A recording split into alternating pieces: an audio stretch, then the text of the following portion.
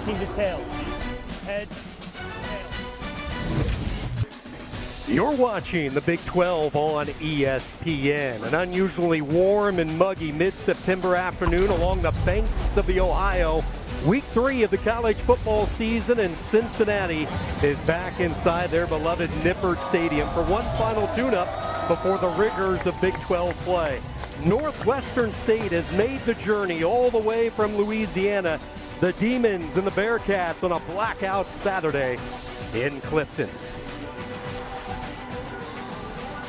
Quite a scene 2 weeks ago in Natchitoches, Louisiana, following Northwestern State's 20-10 win over Alcorn State. The win significant for a program trying to build back up following a tragedy 2 years ago. It had been 1,027 days since the Demons last celebrated a victory, a young team turning opportunity into progress. And a pleasant good afternoon. Sean Kinney alongside former Iowa State running back Jeff Woody. So great to have you with us, Jeff. Scott Satterfield told us this week, consistency in the message. That message, focus on us, Cincinnati, more so than Northwestern State. Yeah, and that's both sides of the ball, but specifically we're talking about Tyson Veit, the defensive coordinator. He's going to have to tighten up before Big 12 play with as many good quarterbacks as they're going to be playing. They're going to be without two of their stars, though. He's going to be without Dante Corleone, their all-everything defensive tackle, and Jack Dingle, their starting middle linebacker. And with a defense like this, you want to be strong up the middle. They'll be without two of their three main pieces. But one of the pieces they still do have is Jake Golday. He is a 6'4", 240-pound freak athlete who's going to put his hand in the dirt, but he can also run up to 22 miles an hour as timed in their system. This guy can play everywhere, and he's climbing up draft boards because of that versatility. Golday, one of the top tacklers in the country, back-to-back career best performances, and without Dingle in that linebacking fray, he will step up and look for the opportunity to make an impact this afternoon. The Big 12, a combined 66-0 against FCS opponents since 2019. The only conference with a perfect mark during that tenure, and tough start here for Northwestern State as the ball kick placed at goes the out of 35-yard bounds. line, first down.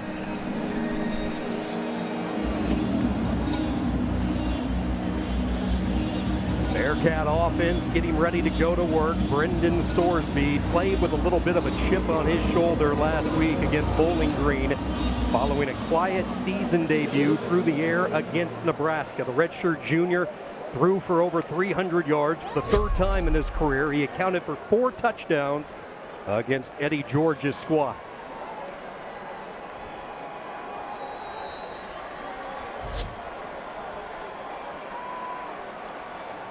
Good starting position after the penalty from the 35, and they will get this game going with a big bang from their tailback, Evan Pryor, untouched into that second wave and a double-digit yard gallop. And that's something that the coaches wanted to work on. They said they have 4 different running backs, and none of them have separated themselves to be the guy, and they really want to find 2 or 3 guys they can roll with. It's a good start for Cincinnati.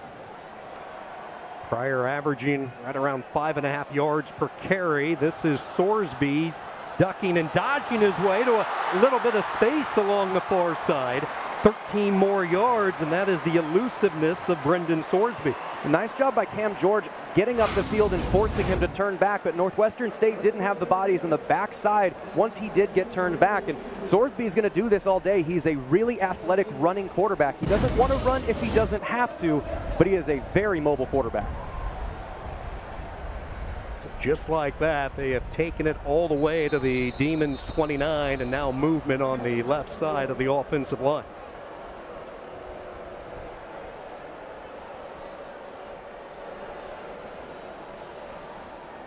I think the discussion is going to be whether there was a flinch on the left side of the offensive line, and whether it was a flinch drawn by the defensive movement or if the offense flinched first. This is kind of what the referee conference is about.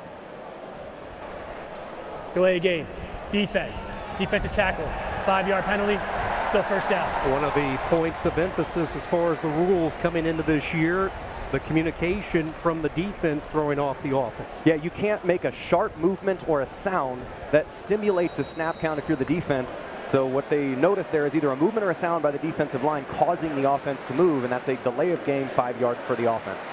They will hand the ball off left side. Pryor, just as he was getting ready to make a cut, goes down. Clinton Anakuru hit on the stop, setting up a 2nd and short. Scott Satterfield, year 3, and he feels this program is so close to turning the corner and really competing for a Big 12 championship this season. 52-year-old, 2-time conference coach of the year, both the Sun Belt and the ACC. Sorsby to throw for the first time, wide open out of the backfield, touchdown, Joe Royer.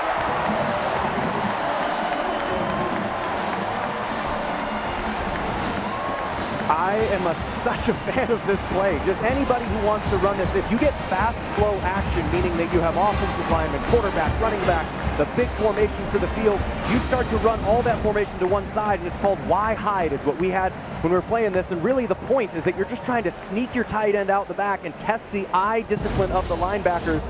And I don't know how eye discipline you lose number 11. He's also an all-everything player. If you wear number 11 for Cincinnati, you are a dude, and they've got guys on both sides of the ball. Royer with a touchdown there.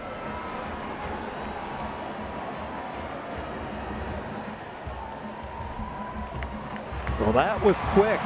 Little more than 90 seconds off the game clock, and Cincinnati marches it right down the field. 4 plays, 65 yards. Joe Royer coming off a 100-yard effort against Bowling Green. 1 catch, 1 touchdown. Bearcats fire the opening salvo.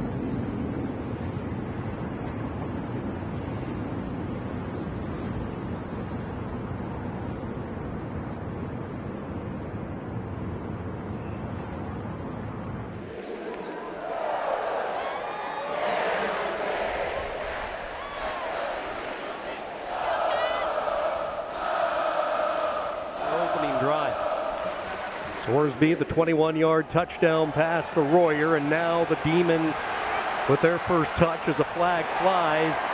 Jay Davis lost the football, came right back into his lap. He's tripped up right at the 24-yard line, but let's wait and see what the flags are all about.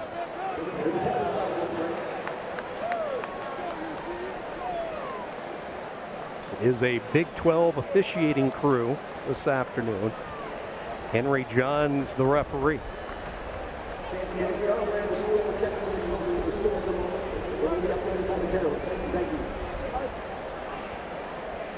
Yeah, it'll be interesting to see when you get two flags in the field, sometimes two referees see the same thing. Personal foul, illegal blindside block, number 25 in the return team. Half the distance to the goal, first down Northwestern State. Mistakes for a young football team, and they are one of the youngest in the country, and Abram Johnston is in the heart and center of that youth as he gets ready for Northwestern State, making just his 6th career start, the redshirt freshman out of Baton Rouge, Louisiana, and back-to-back weeks on the road at a Power 4 school. This offense had a tough time getting it going last week at Minnesota. Yeah, the lights were really bright for this kid, and they've also got 6 of their 10 offensive linemen on the 2 deep that are either freshmen or sophomores. This is an extremely young roster, and they're trying to learn how to win. The lights were pretty bright when they were playing up in Minnesota. Let's see if they're able to calm down a little bit early this week against Cincinnati. Working in the shadows of their own end zone, they will try to get this ground game established. A couple of yards over the left side. So 70 freshmen and sophomores on this Northwestern State roster. And this is a program coming back from a horrific tragedy 2 years ago. Safety Ronald Caldwell was shot and killed midway through the season. So Northwestern State decided to cancel the remainder of the 23 season after 6 games. Their head coach, Brett Laird, resigned, and in steps Blaine McCorkle, really to build from scratch, thus the youth movement going on right now at Natchitoches. 2nd down and 8. Johnston's going to try to take off and run, but a good open field tackle is made. A point of emphasis this week for Cincinnati. Defensively, I like what they're doing. So Jake Golday's had his hand on the ground for the first 2 downs, trying to be more of a pass rusher. And in that play, they rushed high on the left side and low on the right side. And what that means is they're forcing the quarterback out of the pocket in the direction they want, and then have a second-level player go up and make the tackle. It's a really nice scheme against a young quarterback who likes to run.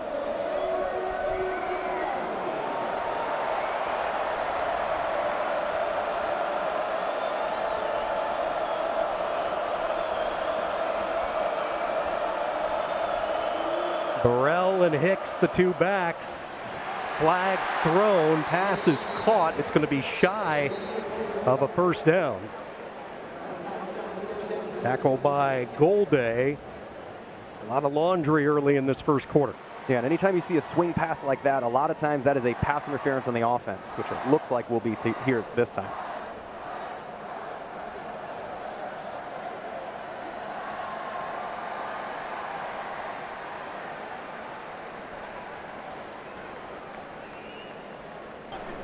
Pass interference, offense number 25. Penalties declined, 4th down. Yeah, anytime you have this little swing pass towards the sideline, you have someone trying to get a pick. And offenses will call it a pick, defenses will call it a pass interference. It's really, you have to sell like you're going to try and catch the ball. Wide receiver got a little bit too much body on the defensive player in pursuit.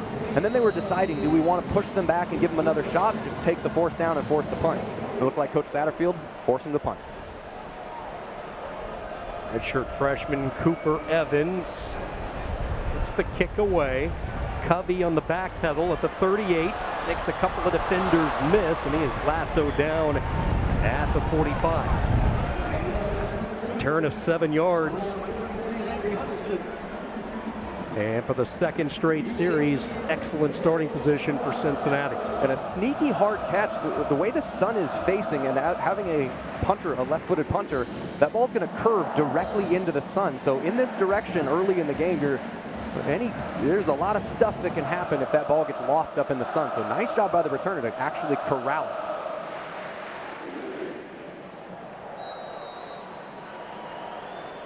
Tawee Walker has checked into the game. It was Pryor on the first series. He's a decoy here. Sorsby wants to take a shot, running 3, inside the 10 to the 5, touchdown! 55 yards to Caleb Goody.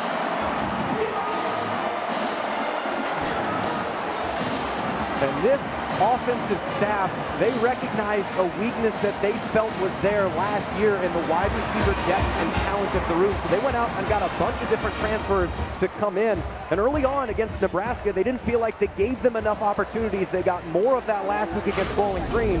And you get Caleb Goody running free across the safety's face. Brendan Sorsby at that point is just trying to give him any bit of a catchable ball to get into the end zone. This Cincinnati wide receiving core has a chance to be very, very good, and that's one of the things they're going to try and iron out this week before they get to Big 12 play. It was a point of emphasis in the offseason, an offense that lost Tony Johnson to the transfer portal. He's now with Miami. Xavier Henderson, Jamoy Mays, both gone to graduation. So what do? They bring in some speedsters. Caleb Goody, arriving from the Rockies, the Colorado State transfer, all Cincinnati early.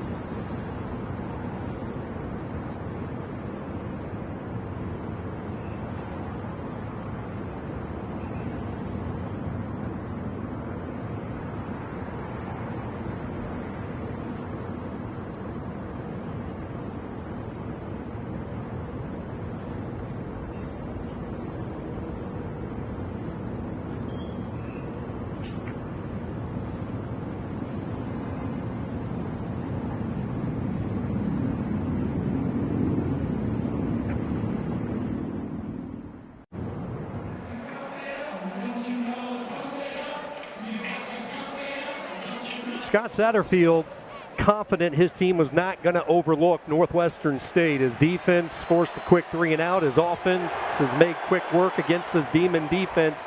And his special teams unit flying to the football. All Cincinnati early on. Third meeting between these two programs. Lane McCorkle, year 2, guiding Northwestern State. We really enjoyed our conversation with McCorkle. He had spent the last 6 years at Division III Belhaven, which is located in Mississippi. Took that program to new heights, their first ever D3 playoff berth, their first ever USA South Conference title. And he told us he could have stayed there. He could have been very comfortable and kept winning football games, kept making the playoffs. But he wanted a challenge, and he knew this program was hurting. Yeah, and they lost, after the horrible events of 2023, they lost 40 players to the transfers. And how do you rebuild an entire roster, as it looks like we have a false start on Northwestern State? But how do you build an entire roster from scratch after that? And he really talked about investing in kids. Offense, number 73, 5-yard penalty, first down. And when he's talking about investing in kids, he wanted to say, he told us he wanted to find kids running towards something, not away from something when he's looking for transfers. Who wants to build something and become better? And man, you can tell that this staff really cares about building up young men. And you know, the results of of last week and early this game, it should not take away from the devotion that this staff has to their kids. A lot of good high school programs in the state of Louisiana, and he has started to tap into that. After the penalty, this is Mayon Hicks, one of the transfers that he brought in from Furman.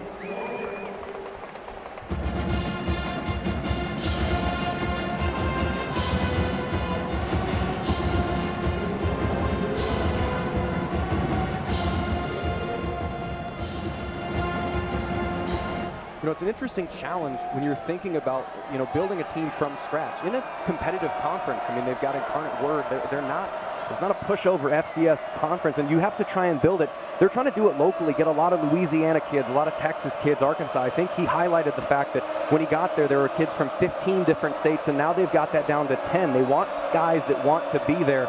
It's exactly how you build a roster if you had to be in that situation. And they're getting kids from the same high school as Johnston is cut down high.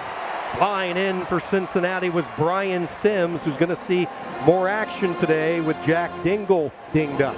Yeah, and it's also when you're looking at Northwestern State, you have a young offensive line. This defense led by Tyson Veit, it's hard to game plan against. There's not a lot of teams that run this 3-3-5 in the way that Cincinnati does, and really they pioneered it. And teams like Baylor and now Nebraska and Clemson, all these guys stole the idea from Tyson Veit when he was with Iowa State with Matt Campbell.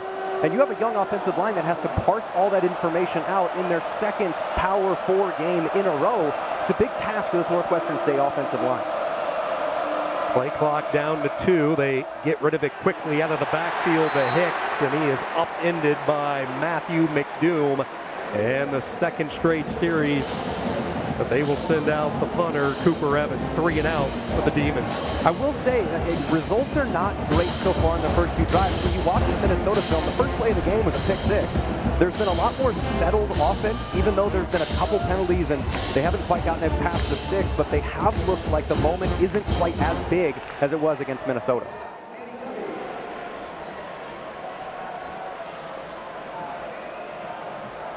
See if Cincinnati comes after this punt. They do not. They want to set up the return. Covey signaling for a fair catch, dropped it, but it comes right back into his lap. A fortuitous bounce inside Nippert Stadium for Cincinnati. Getting the vertical game going, a priority last week, and Sorsby delivered. Yeah, Sorsby had his 4th 300-yard game last week against Bowling Green, which is a really stout offense. Well, they wanted to highlight more of that. They had less than 100 yards passing against Nebraska, and if you're going to play against these Big 12 teams that they're going to be encountering, you're going to have to throw the ball down the field, especially getting this running game going. They've got an experienced offensive line, an experienced quarterback, and he has gotten a lot more settled from last year to this year. They've seen him gain more confidence and gain more ease in the pocket. You can see against Nebraska, 69 passing yards. Against Bowling Green, 333. It's an intentional change they're trying to make, and it looks like so far they've also been able to continue that against Northwestern State. He definitely has an NFL arm. Now, last year he completed just 29% of his passes, 20-plus yards. 5 of those going for touchdowns, and then building the chemistry with this new core of receivers that he had a first hand in bringing to Cincinnati. First down throw and catch. One of those receivers he brought, Cyrus Allen, the transfer from Texas A&M, his first catch. And when we were talking to Coach Satterfield about them building the roster, they wanted to get a guy that's big and strong, and they got a couple of them. They got Caleb Goody and Jeff Caldwell, but you also got to get some guys that are kind of jitterbugs. And Cyrus Allen, that boy can scoot when he gets the ball. Power football over the right side, up into the air, hurdling is Walker, now bouncing to the outside. Flag is down. Looked like a hold on the edge. Walker into the end zone, but this one is coming back. You know it's good when there are 3 flags in the exact same area of the field.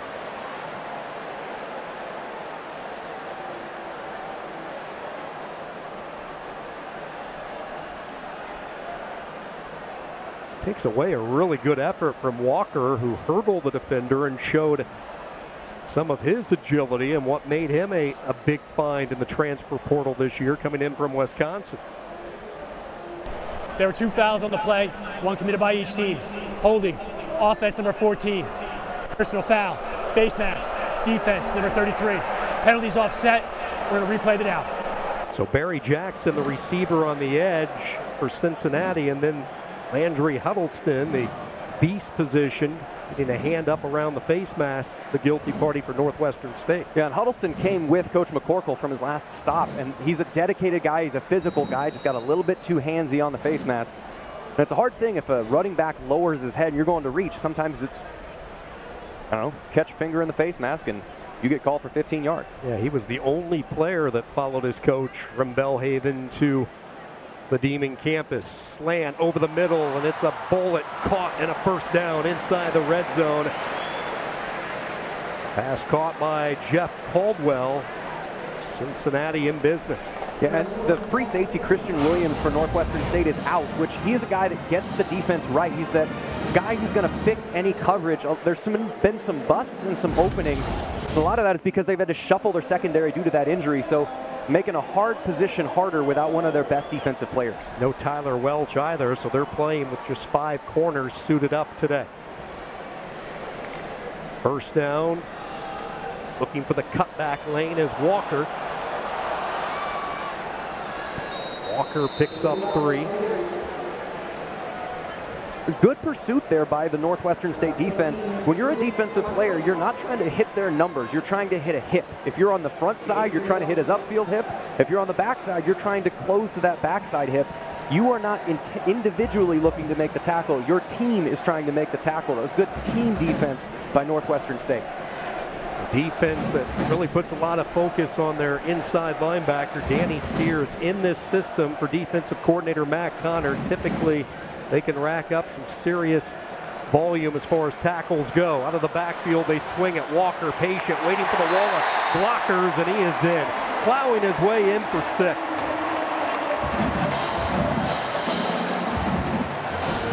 And that right there is the product of some athletic offensive linemen. You run a swing screen, the offensive line has to run a solid 15 to 20 yards sideways just to get in position to then head down the field. You're going to watch the right side of the offensive line. Those big fellas have to go sideways and then up the field and block guys that they're almost double the size of in some case.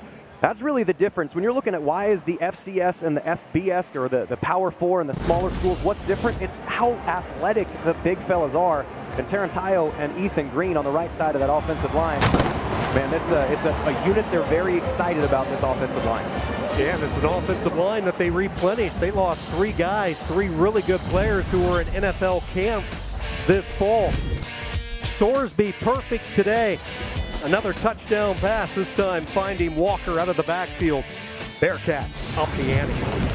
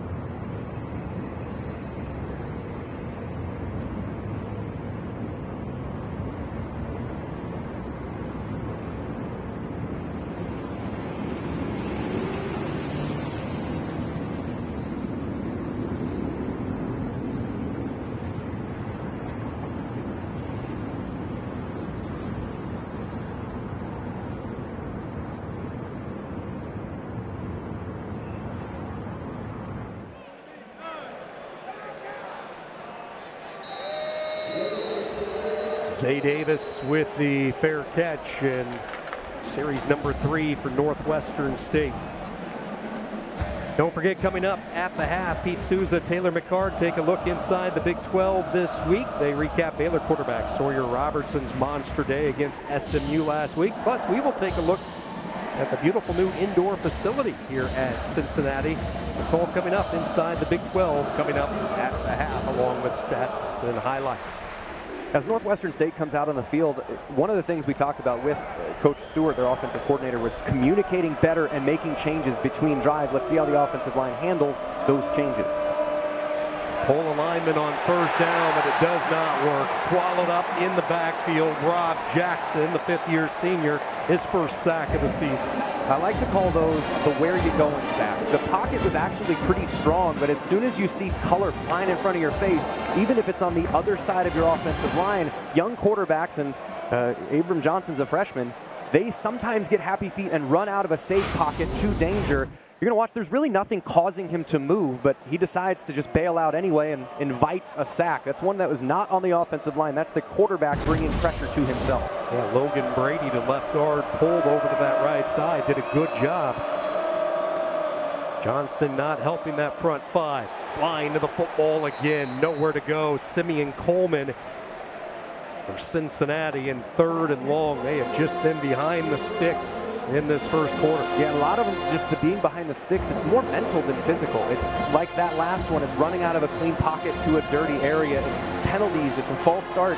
Again, this is a young roster, it's a young team. They're learning. They had a difficult test in week 2.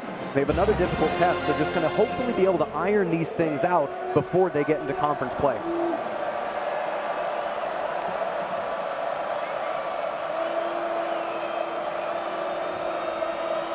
Third and a mile. They bring Golday on a blitz, trying to work that screen, tip drill, and I think it's intercepted. Officials not indicating yet. Now they say Bearcat football. Tayden Barnes off the tip and deflection, able to really get on the his field. arms It's an underneath. interception. First down, Cincinnati. Man, we talked about mental mistakes. That was actually a really well-called play. We talked Rolling about on the field. Nope. And they are actually Rolling on the field going of to an interception. Is under further review. and they're going to be taking a look at this, and we'll take another look as well. The ball, yeah, pretty clearly bounces. This is going to be an incomplete pass. It's still going to be a punt. Cincinnati's going to get the ball back, even if this, or when this is ruled an incompletion. But that was a really nice call. Cincinnati came with a blitz, and if they're coming with a blitz, that means they're taking guys from the second level and the third level, so your linebackers and safeties, and bringing them towards the quarterback. When they do that, it means there's less people to block, and you get a screen, and it's perfect. Ball's a little high, ball goes through his hands.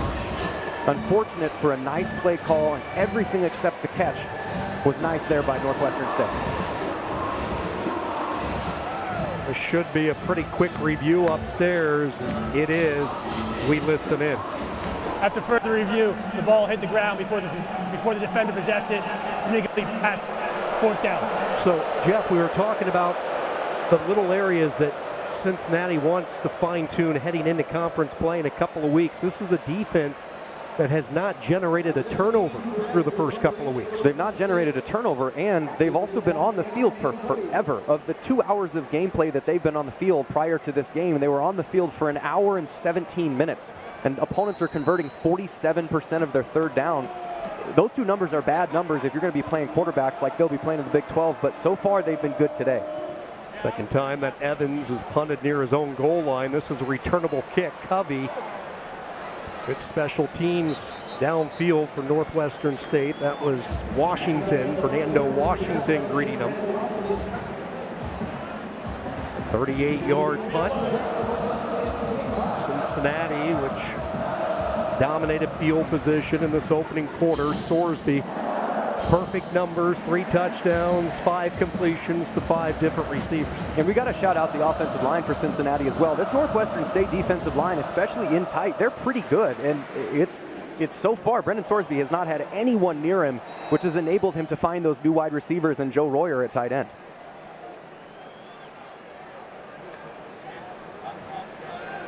Sorsby a play fake, has all sorts of time. He will launch, post route, caught for the touchdown. Goody brings it in. They're going to say just shy of the goal line. First and goal, second time they've hit Goody on the home run ball. And that's one of the things they were missing last year, is that was actually pretty tight coverage, and the defensive back may have gotten there even a little bit early, but they need a contested catch guy. And Caleb Goody and both Jeff Caldwell they're capable of doing that. You're going to need to do that to take the top off the defense, back the safeties up. Man, what a play. Good concentration. Looked like Santa Marina was in a little early with the contact. First charge, time out of the half. Northwestern State, 30 seconds. Demons will use a timeout, try to regroup. Lane McCorkle in some trouble on the road here in this first quarter. They are taking water in quickly here. Yeah, and one of the things that Coach McCorkle had said in our meetings is there's a difference between effort and dumb effort. Is running super fast in the wrong direction is still in the wrong direction.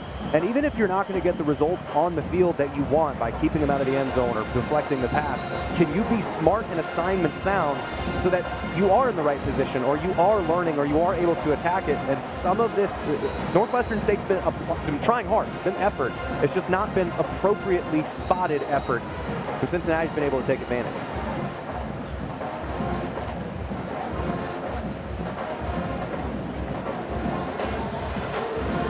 A lot of continuity with the Northwestern State staff and defensive coordinator Matt Connor in year 2. He followed his coach from Belhaven to Northwestern State. Good job here by the Demons as they blow up the play in the backfield. Nowhere for Pryor to go. Quentin Cook greeting him 3 yards deep. Yeah, Quentin Cook, Tyler Lewis, and Preston Hickey. They've got 3 big players on the defensive line. And I mentioned just a few seconds ago, this defensive line is actually pretty good. And they were able to force Cincinnati back. This is an area where Cincinnati's going to have to be good. Again, we keep mentioning what's coming up for Cincinnati, and they want to be sharp in these moments. But you're not playing against nobody with Northwestern State's defensive line. They had a goal line late last week, a goal line stop late in the game against Minnesota, but they won't have it here. Royer has his second touchdown, and Sorsby having himself a day. 4 touchdown passes in this first quarter. Good. Down here, a lot of times offenses will say, we're at a disadvantage because the back line serves as a 12th defender.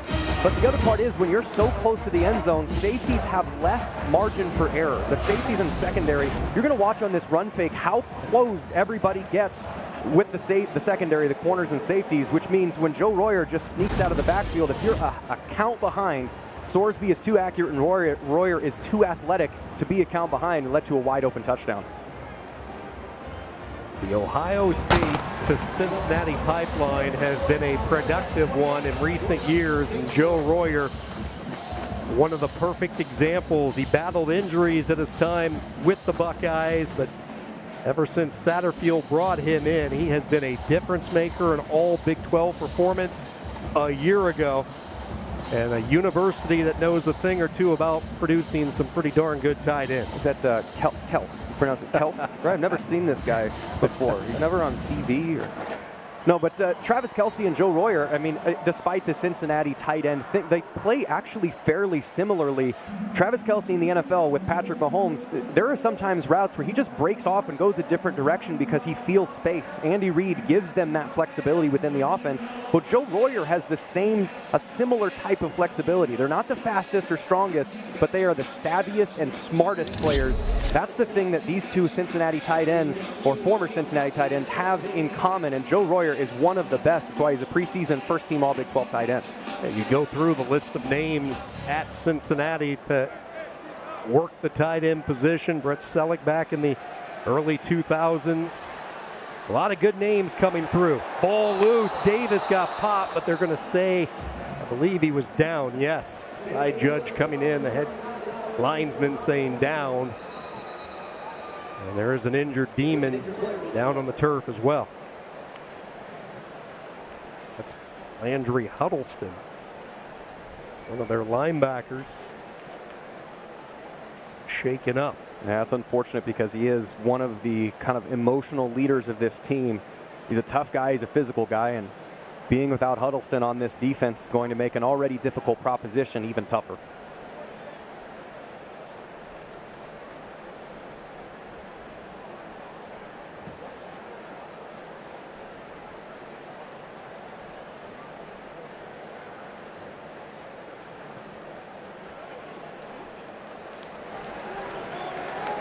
Good to see the hard-nosed linebacker back up on his feet.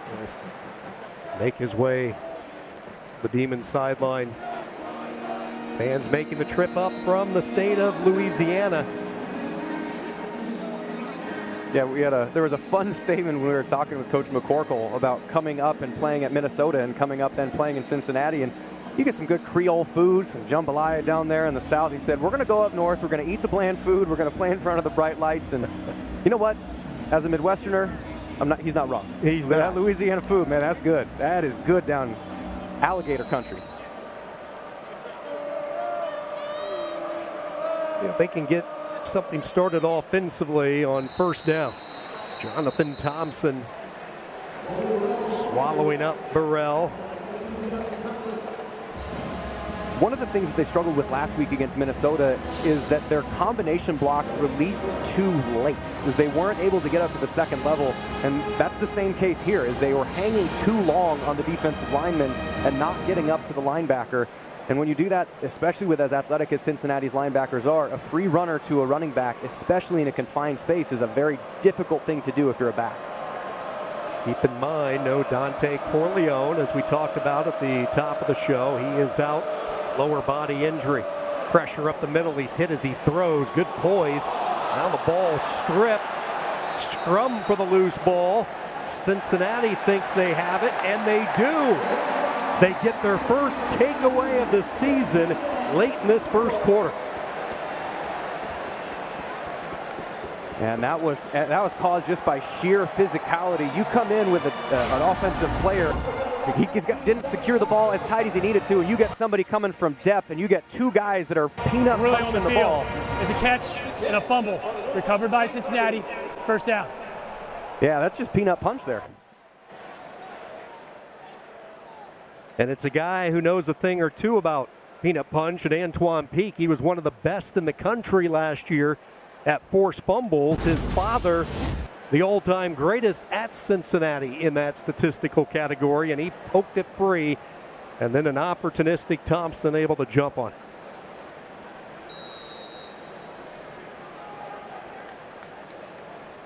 From the 30, they'll stretch it to the right side. Walker into the secondary, stiff arms the defender. Power running from Walker as he takes it down to the 9-yard line, a gain of 22. When I was watching film of the Cincinnati offense, Taron Tayo, right guard number 77, just jumped off the film. When I mentioned how athletic the right side of this offensive line is, he was climbing up to a linebacker and just stuck to him like Velcro, pushed him sideways. These big fellas, when they get out in space, it's really impressive, and we got a stiff arm and a shoulder there. That's how you finish a run. Tayo in his first season, the transfer out of the MAC, jet sweep. This will be a pass as he shoveled it ahead to Isaiah Johnson, who slips and spins for 6. Looked like he was stood up, but he wiggled away, and another touchdown for Sorsby and company.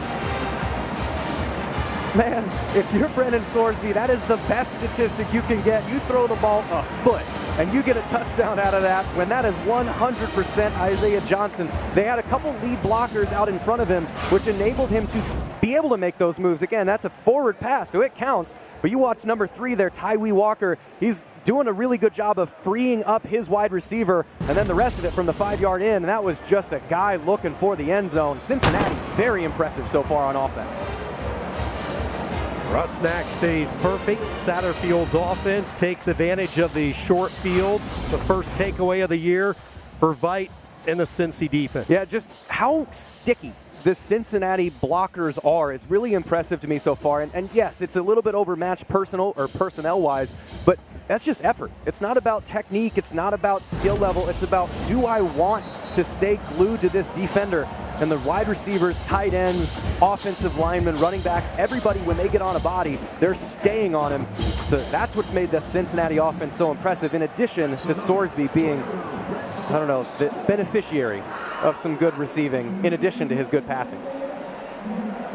Isaiah Johnson, the sophomore out of Fort Walton Beach, Florida. His first catch of the season goes for the touchdown. Cincinnati has been a really good red zone team this year. They stay perfect now, 9 for 9 on this young season, and the fans having one heck of a good time in this opening quarter.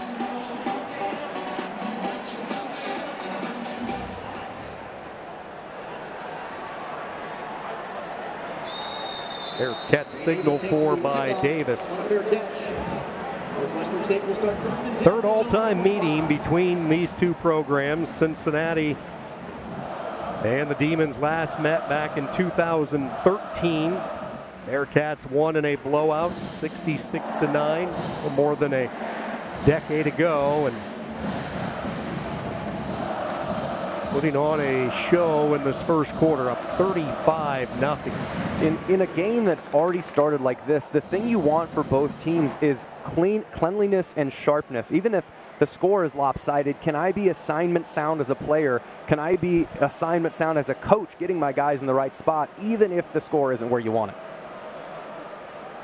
From the 25, a little out pattern, reeled in, and a good gain on first down. Shouldered out of bounds at the 34-yard line goes Cameron Davis. Daniel James, who started last week for the first time in his career for the injured Logan Wilson, in on the stop. A good ball by Johnson there. You want to throw that ball to the outside of that player. When you're running a route towards the sideline, one of the worst things you can do is throw it on his back hip and not allow him to keep running forward. Hopefully the offense has settled a little bit as nice first down play. This is really the first time they've been ahead of the sticks in any one of their sets of downs.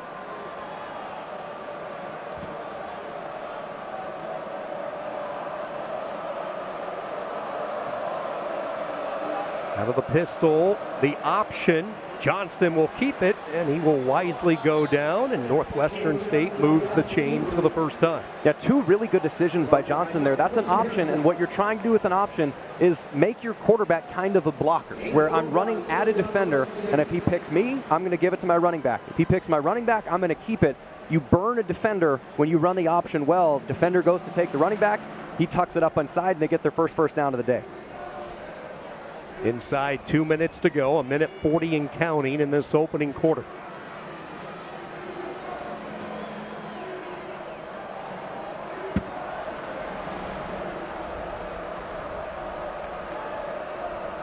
From the 41, slow developing play. Penetration right out of the gate that time from Micah Coleman. Yeah, Coleman did a really nice job. He ducked his shoulder. You don't want to give a square surface to an offensive lineman. I want to give you the top. He's got 4 number 4s on, front, back, shoulder, and shoulder. You want to give one of your shoulder number 4s to the offensive line. It's a smaller target, slipperier, skinnier to hit. Did a nice job of getting skinny between the guard and the tackle, forced himself into the backfield. Mayan Hicks didn't have anywhere to go when he got the ball. Coleman, a great story, coming back from season-ending injury last year, ruptured his Achilles right before the start of the season. They bring a blitz off the edge. Johnston avoids both of them and then able to keep his eyes downfield, and that's Luke Carter, the tight end. And that's why Northwestern State is excited about the future. Plays like that from Abram Johnston. Yeah, redshirt freshman, so he is still learning this position, especially at this speed. One of the little things that he did really well is keep both hands on the ball. Is when you're in traffic, one of the things you can try and do is take one hand off and stiff arm, or try and duck the ball over top of somebody. 2 hands on the ball towards your chest allows you to cut through the defensive players. Then he kept his shoulders downfield. So far, very good drive for Abram Johnson. Monte Wheaton had a chance at him on the linebacker blitz. Again, out to the flats they go. Amaz Eugene with the catch on what will be the final play of this first quarter. That's another good ball. Very good drive so far for Northwestern State to end the first quarter. End of the first quarter. 1 quarter in the books. Brendan Sorsby and the Bearcats back-to-back weeks at Nippert. 5 touchdown passes for Sorsby. Royer has a couple. Goody, the home run threat. All Bearcats after 1.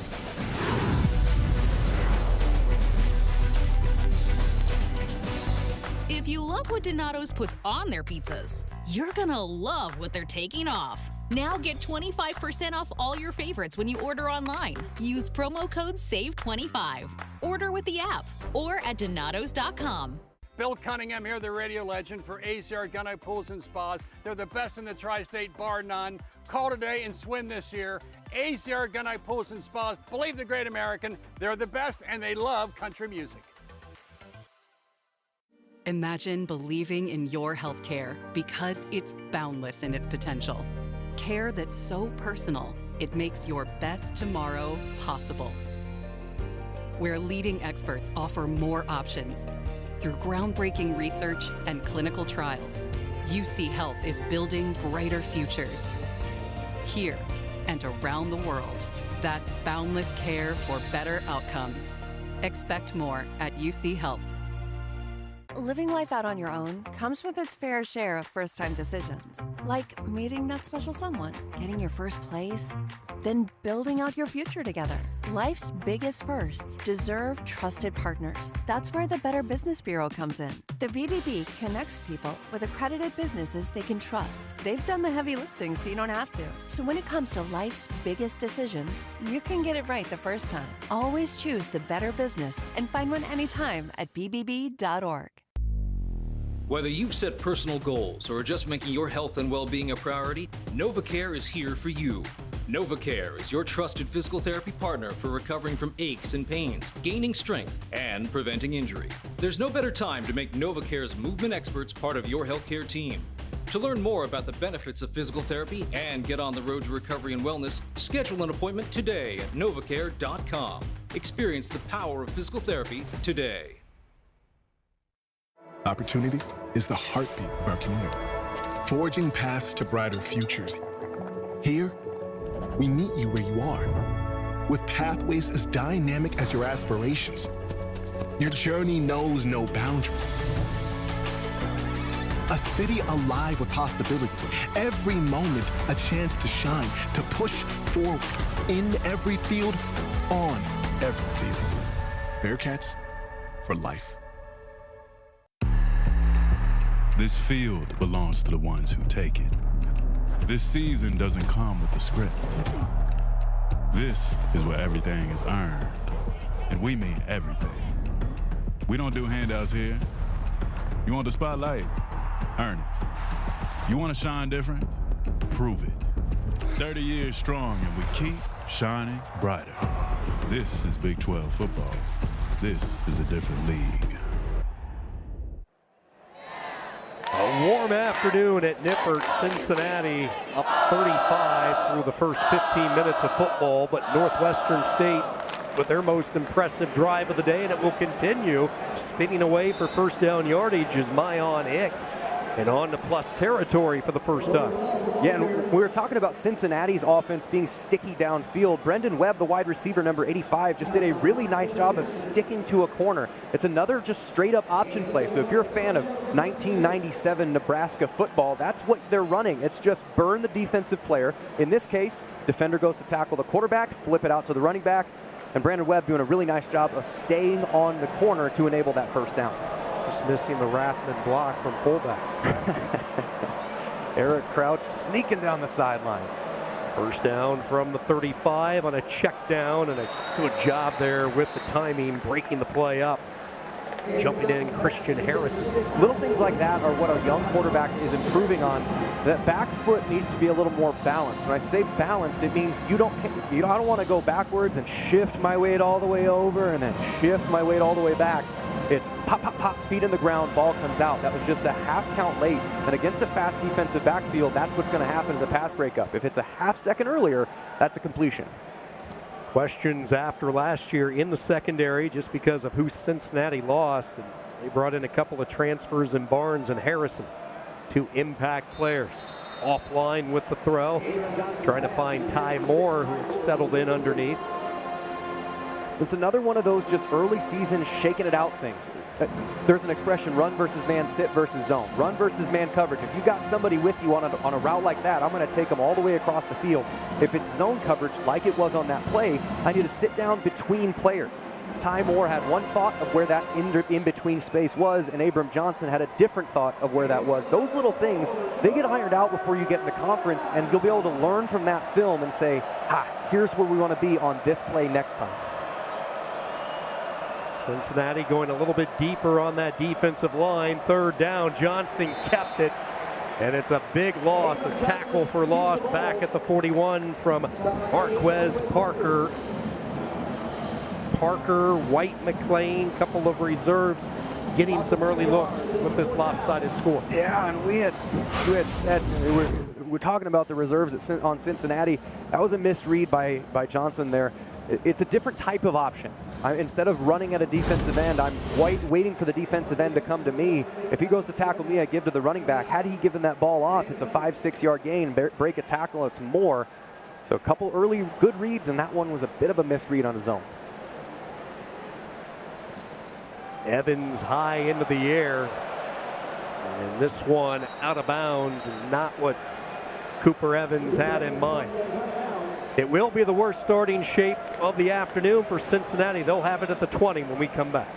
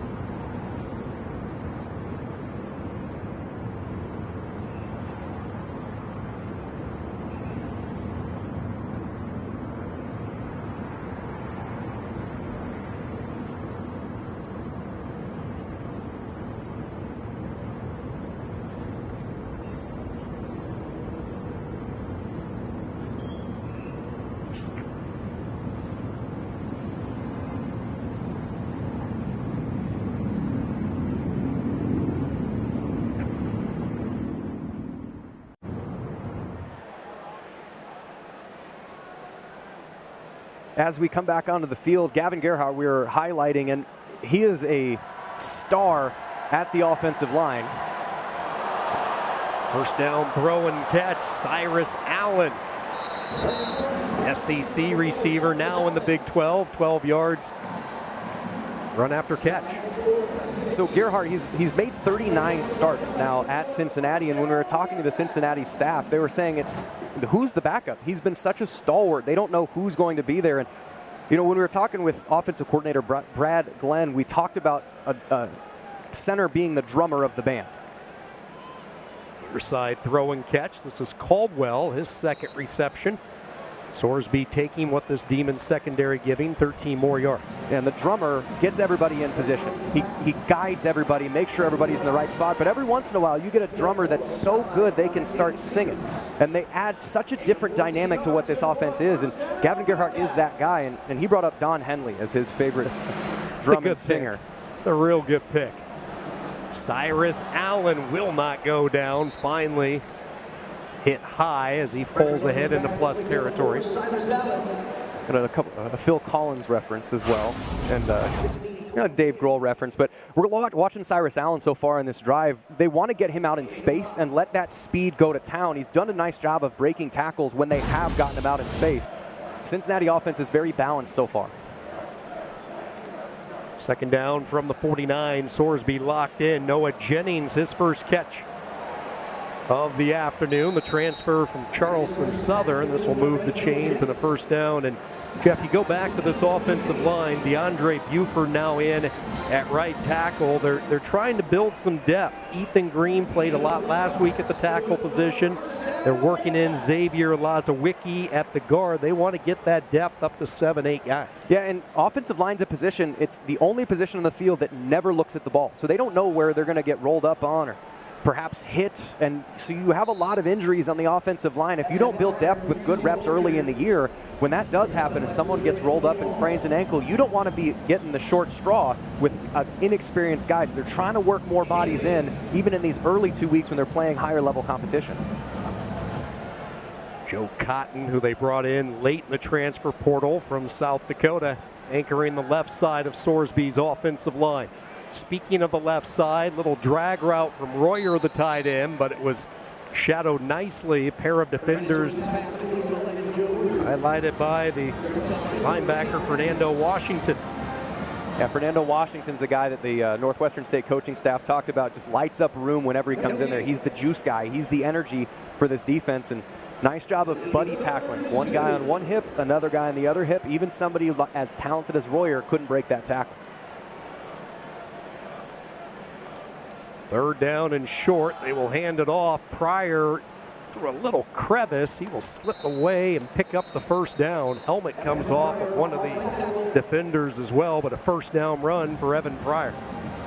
FCS making a smooth transition here along the banks of the Ohio. Caldwell, they brought in from Lindenwood, the All-American. He's a giant, 6'5". They call him a freak of nature with his athleticism. And then Joe Cotton rolling in from Vermillion, South Dakota, where he was a 3-year starter for the Coyotes and an All-American as well. And he's a winner. I mean, South Dakota was a quarterfinalist last year, so you got to learn how to win. It's a skill, just like any other. Sorsby makes Washington miss. He's inside the 5 for the touchdown. 22 yards, Brendan Sorsby. Just as I say the word skill, Brendan Sorsby shows off his. That is what last year Brendan Sorsby relied on this too much. He became too much of a runner. He was too uneasy in the pocket. Well, you still want to do that. Just don't do it too much. He didn't see anybody downfield that was open. He decided to tuck it and run, and you don't get a clean shot on the guy. That's the thing that's impressive when you watch Sorsby on film. Not only is he fast, but he is able to move his body in a way that doesn't allow a clean shot by a defender. So if he gets tackled, you're going to have to really wrestle him down. Brendan Sorsby, impressive so far. He put in a lot of work on his body this offseason, really put some focus on strength, cleaned up his diet, shared a lot of suffering on some early morning workouts with the strength and conditioning coordinator, Nico Palizzetti. It's all worked today. Sorsby with his legs adds to the total.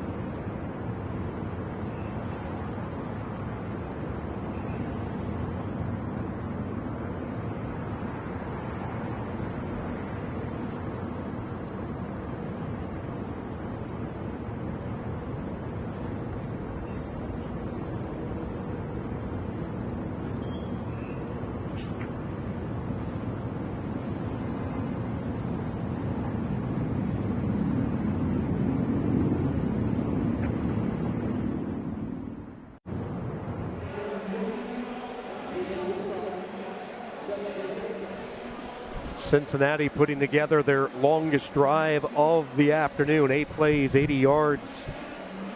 Brendan Sorsby with the touchdown run. 22-yard scamper from Sorsby, who's had himself a first half. He's been perfect. 13 of 13, 212 yards, 5 touchdowns through the air, and he added the last 6 with his legs. That's a heck of a day in fantasy football. If there was a college fantasy team, this is one that you'd want on today. Putting together back-to-back solid weeks of production after the Nebraska game, where they just could not get the downfield passing attack established against what's turned out to be a pretty good black shirt unit in Lincoln. Northwestern State from the 25, Matt Gower, the freshman tight end. They switch him to the left. They run the opposite way, and the pursuit continues to be there for defensive coordinator Tyson Veit. Yeah, Tyson Veit, as we talk about this Cincinnati defense, in the meeting that we had with him, he had a great quote, because there are so many good quarterbacks in this conference. He said, if you look too far down the road, you're going to need a straitjacket. You look at their next 7 games, the quarterbacks they're going to play amongst those 7, Rocco Becht, Jalen Daniels, Sawyer Robertson, Devin Dampier, and Noah Fafita. There is no easy week in this conference, so they're going to get a lot of their secondary guys and their linebackers and hopefully get Dante Corleone healthy to put some pressure on those, but this is not an easy road if you're a Big 12 defensive coordinator. Really has established into a Premier League at the quarterback spot. Throw offline. He was looking for Carter. Carter heard the footsteps of Matthew McDoom. The Godfather not in uniform today. He is out with a lower leg injury on the scooter, the All-American, and really the building block of this team, not just on defense, but the entire squad. Yeah, and we kind of mentioned it at the top. In baseball, you want your catcher, your shortstop, and your center fielder to be strong, and then you kind of hang the rest of your defense off of that. This defense, this 3-3-5, it's the same way. D-tackle, middle linebacker, middle safety. And that defensive tackle, I mean, he is as good as it gets, and they'll need him healthy to make a Big 12 run. Work to do for Burrell, and he is torpedoed down. Logan Wilson back healthy after missing last week. The 7th-year senior tackle in space, and the punting unit out one more time. Yeah, good to see Wilson back on the field. He's an aggressive player. He's definitely a physical player. 5'9", 180. He's not the biggest guy, but don't tell him that, because he's got the the old, it's not the size of the dog in the fight, it's the size of the fight in the dog, and that dog has some fight in him. And when you play corner against the big, strong wide receivers they have in practice, you're going to translate that to the field. They moved Wilson back to his original spot at cornerback right before spring. He had played safety last year before the injury and then the year prior, but you go back to his early days, both with Kansas State and North Texas, primarily a corner. So he's happy to be back in his old spot. Cincinnati working on the shutout. They lead it 42-0 over Northwestern State.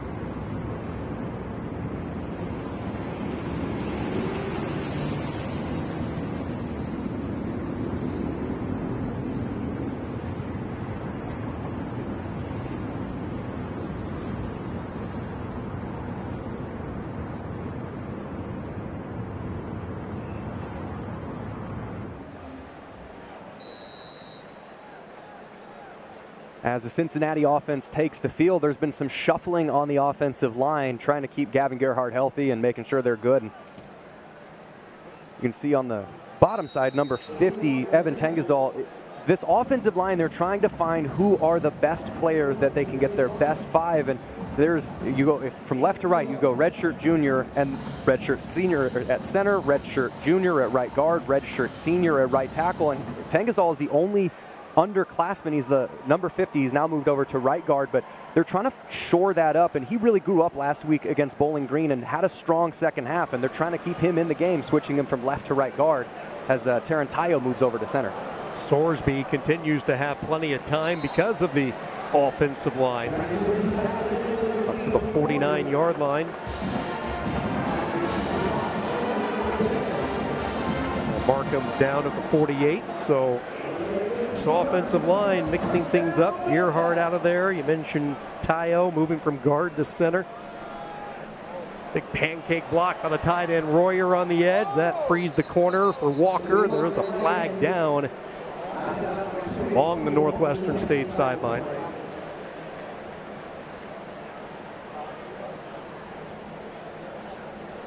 Holding. Offense number 79. 10-yard penalty. Still first down. That's Ethan Green, who's in a pretty good battle with DeAndre Buford for the starting right tackle spot. Yeah, the offensive line, a couple things about it. One, having someone move from guard to center, to continue the music metaphor, it's having a bassist now play drummer. It's a new instrument. It's a new thing, because the center's responsibility is coordinate who's blocking what based on where the defense comes out. Because when you break the huddle, you don't know where they're going to be lined up. So knowing the entire offense is super important, and it's really rare for a guard to be able to just shift into center. So these are very important reps as we highlight a center as he false starts.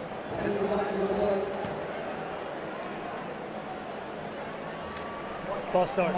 77. 5-yard penalty. Still first down. It's pretty impressive, the false start, when you're the one snapping the ball, too.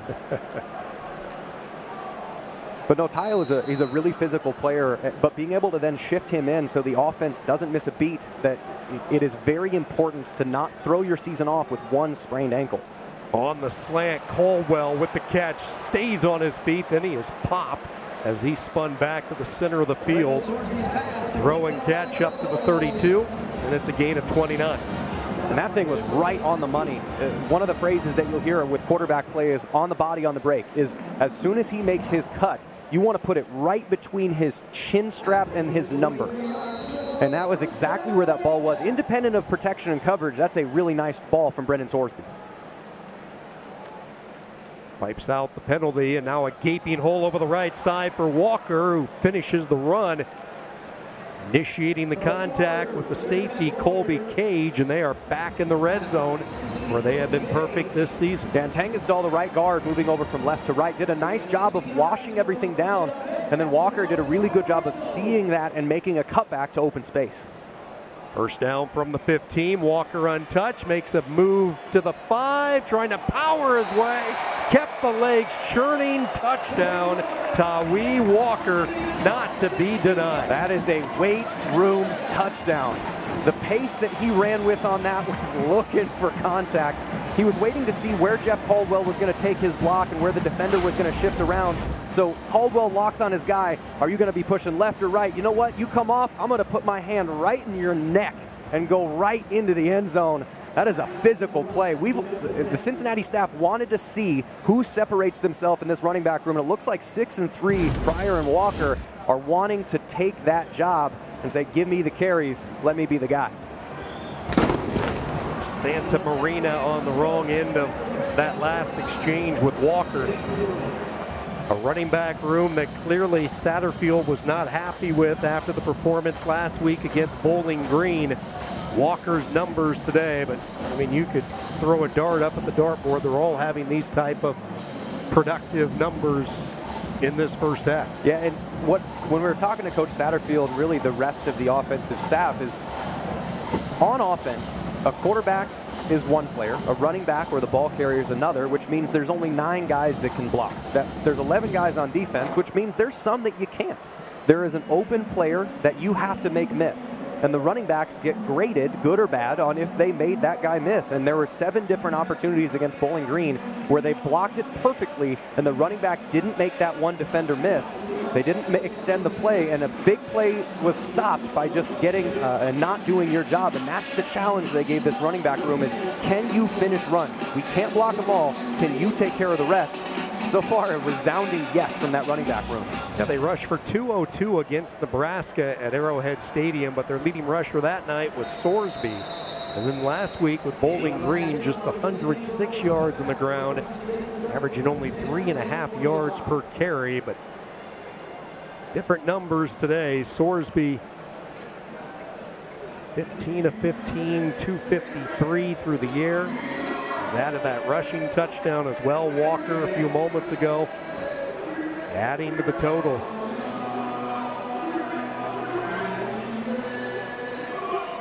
And a new quarterback making his way out is Eli Anderson, the senior they brought in this offseason from Mississippi College. Anderson able to get some late reps last week in the loss at Minnesota. He will hand it off to Hicks, outside left tackle, up to the 28, a gain of 3. Yeah, the Cincinnati defense has come back on the field as there is that quarterback change. And Jake Golday, he's normally the out-of-the-box player. He's normally out in space, but because he's so big and physical, they can move him in. That's one of the things that Tyson Veit talked about is the learning curve going from being a defensive end to a linebacker, or really a linebacker in a 4-down look versus this unique front. Your keys are different, your eyes are different. He's doing a really nice job of adjusting to that inside linebacker position, which is foreign to him so far this season. Out on the flat, passes reeled in by Joseph Moreland, hit immediately by McDoom. Jeff, you go back to Golday, and the linebacker still learning that position, as you talked about. They brought him in from Central Arkansas, where for a good part of his career, even into his high school days, he was a hand-in-the-dirt type player on that line of scrimmage. Yeah, and you put it back there. I think when you look at this defense, there's only 3 down linemen, and what does that mean for a linebacker? Well, there's 5 offensive linemen. You're likely to keep getting linemen in your face, because what some people don't realize about defensive linemen, they're trying to block for their linebackers. Well, you got less blockers, so you got to play in space. So the size that he has lends itself really well to the position that he's playing right now. 3rd down, Anderson moving the pocket and trying to jump the lane. Really no angle to sneak the ball through. He was looking for Eugene.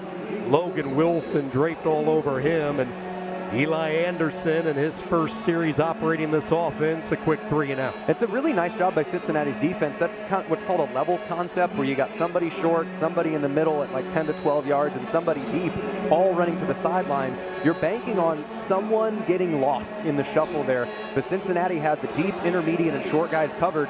Anderson didn't really have anywhere to go with it, had to throw it out of bounds.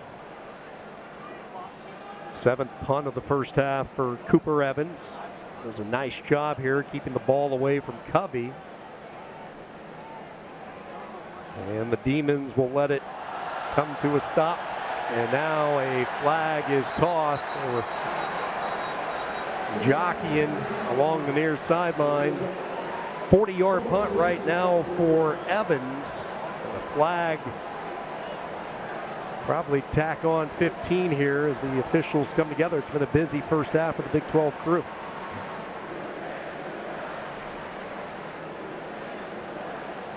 After the play was over, personal foul, unnecessary roughness, number 33, the kicking team. 15-yard penalty, first down. Frustrating first half, and those emotions coming out for Huddleston. Yeah, Huddleston, he was hurt a little bit earlier in the game, was able to come back, and you get to a game 49-0. I mean, I played in a game, we played at Baylor, and when Baylor was clicking on offense, we got beat 72-6. So I've been on the other side of this, and it is frustrating because you feel like your effort doesn't match the result. But you got to keep those things in check a little bit as we get to see a new quarterback for Cincinnati. Brady Lichtenberg comes out. The 5th-year senior has stayed with this program. Loyal to the Bearcats, 6 feet 1 inches tall, 200 pounds, grew up in Toledo, St. John's Jesuit. His show now for the remainder of this first half, and he will hand it off. Cut back lane for Pryor, Evan Pryor. Taken down Pickup of 3 as he was hit up around the pads from Jamarian Bonner. Understanding as a running back, as new quarterback comes in, defense is going to be a little more aggressive towards you. Don't try and make a 2-yard play into a 10-yard play, because what happened there is he turned a 5-yard play into a 3-yard play by trying to make too much of a bounce back. First throw of the season for Lichtenberg offline. Brady Lichtenberg, a commit under former head coach Luke Fickell. He redshirted year 1. That's when they had Desmond Ritter. And then he was a backup to Ben Bryant, which started the theme for Cincinnati of bringing in transfer quarterbacks. He had quarterbacks come through the portal in 23. They brought Emory Jones, and then last year from Indiana, it was Sorsby. Trying to set up the middle screen off the fingertips of Johnson. And for the first time today, the Demons are going to force a Cincinnati punt. Yeah, and really, when you bring a backup quarterback in and the offense totally changes, that highlights how sharp the starting quarterback is. That was just the second down pass a little bit wide, a little bit low.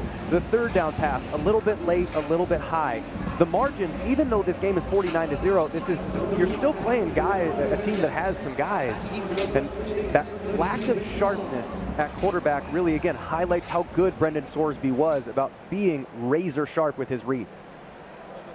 Max Fletcher taking a look at where he wants to punt this one.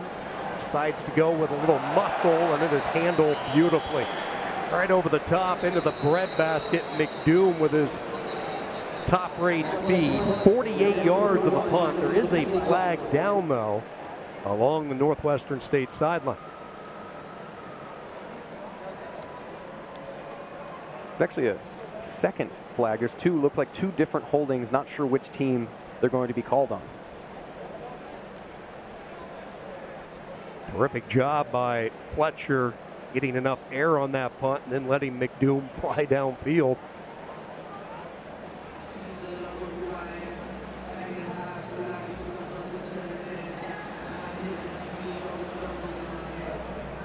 Fouls in the play, both committed by the defense.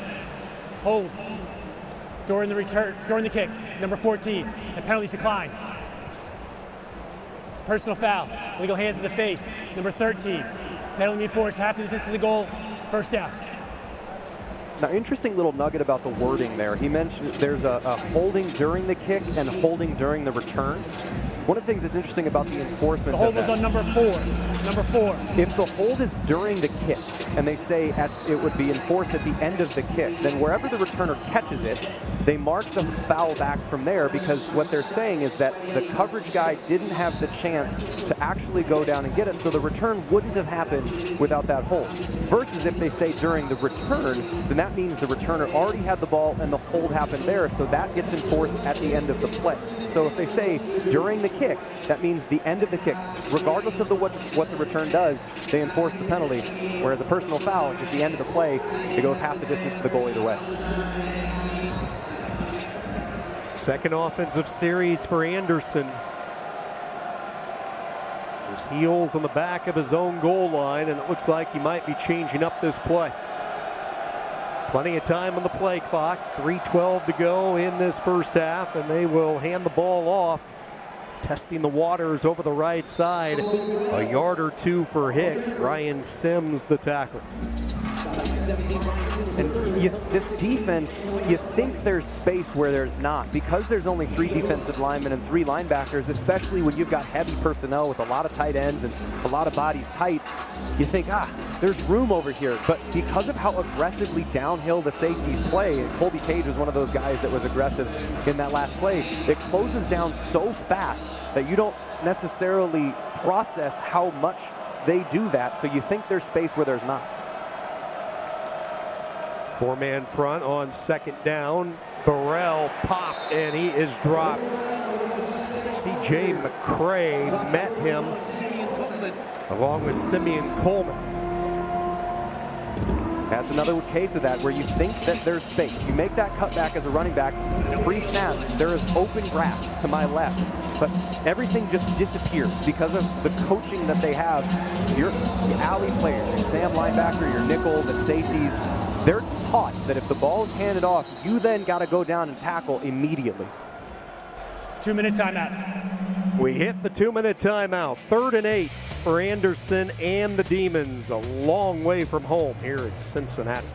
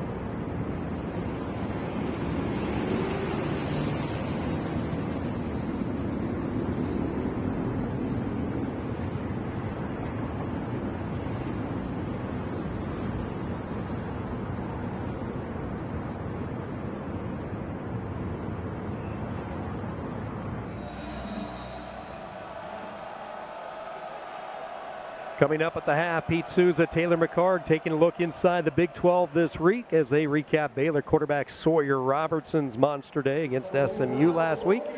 It's all inside the Big 12 coming up at the half. Just moving the pile ahead after the 2-minute timeout. Northwestern State looking at 4th down. They will send out the punting unit one more time. Yeah, a run on that play does a couple things too. 49-0, you need to regroup everybody. Get them. I mean, they're seeing ghosts. They're playing faster than they need to. Get to halftime, make your adjustments. But it also then buys your punter a little bit more room to hopefully get the ball off rather than having to try and rush one out of your tight punt set.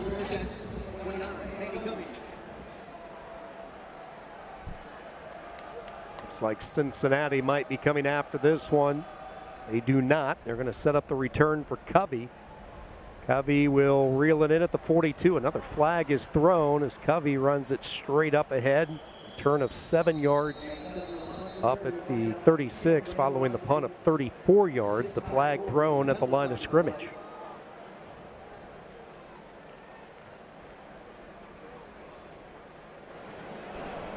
Holding, return team number 17. 10 yards from the spot the ball was caught or possessed. First down.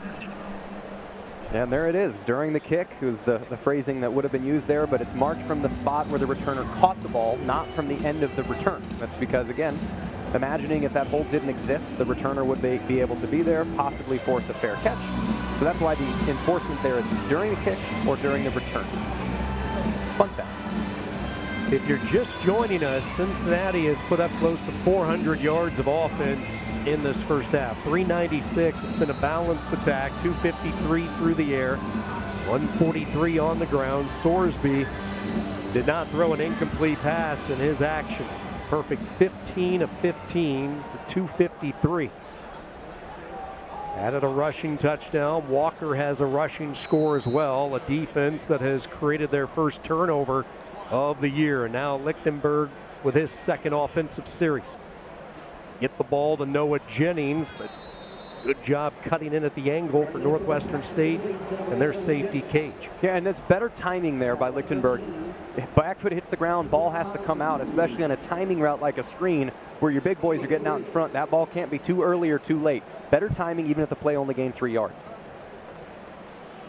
Cincinnati with all 3 of their timeouts. Clean pocket, all sorts of room to run. Lichtenberg spots it. He'll take off, bounce off a couple of shoulder tackles. Finally brought down at the 29. 21 yards on the run by Lichtenberg. Clock will stop as they move the chains, and now Cincinnati will use the first of their 3 timeouts. Cincinnati, 30 seconds. And situations like this are really big for both teams. Really, Cincinnati, I would say this drive is bigger for, because, again, football's a game where injuries happen. You hate to see them happen at any position, but really, your center and your quarterback, if one of those 2 guys gets hurt, you don't want your season completely derailed. So if you have to go in, if Lichtenberg has to play in critical moments, he's had practice in a 2-minute drill against somebody. So it's not that you're just going in practice and playing against, well, I know that my corner jumps this route so I can hold XYZ. You're playing against people that you don't know. So this 2-minute drill in a game that's been far gone, it's still important for the rest of Cincinnati's season in the possibility that something happens where your quarterback has to be subbed out for. The story of Lichtenberg really is a refreshing one in this modern era of football. He said the heart always said to commit to a school, not a coach, and that's why he has persevered at Cincinnati. Now he'll launch toward the end zone. Perfectly thrown ball. Touchdown, Cyrus Allen.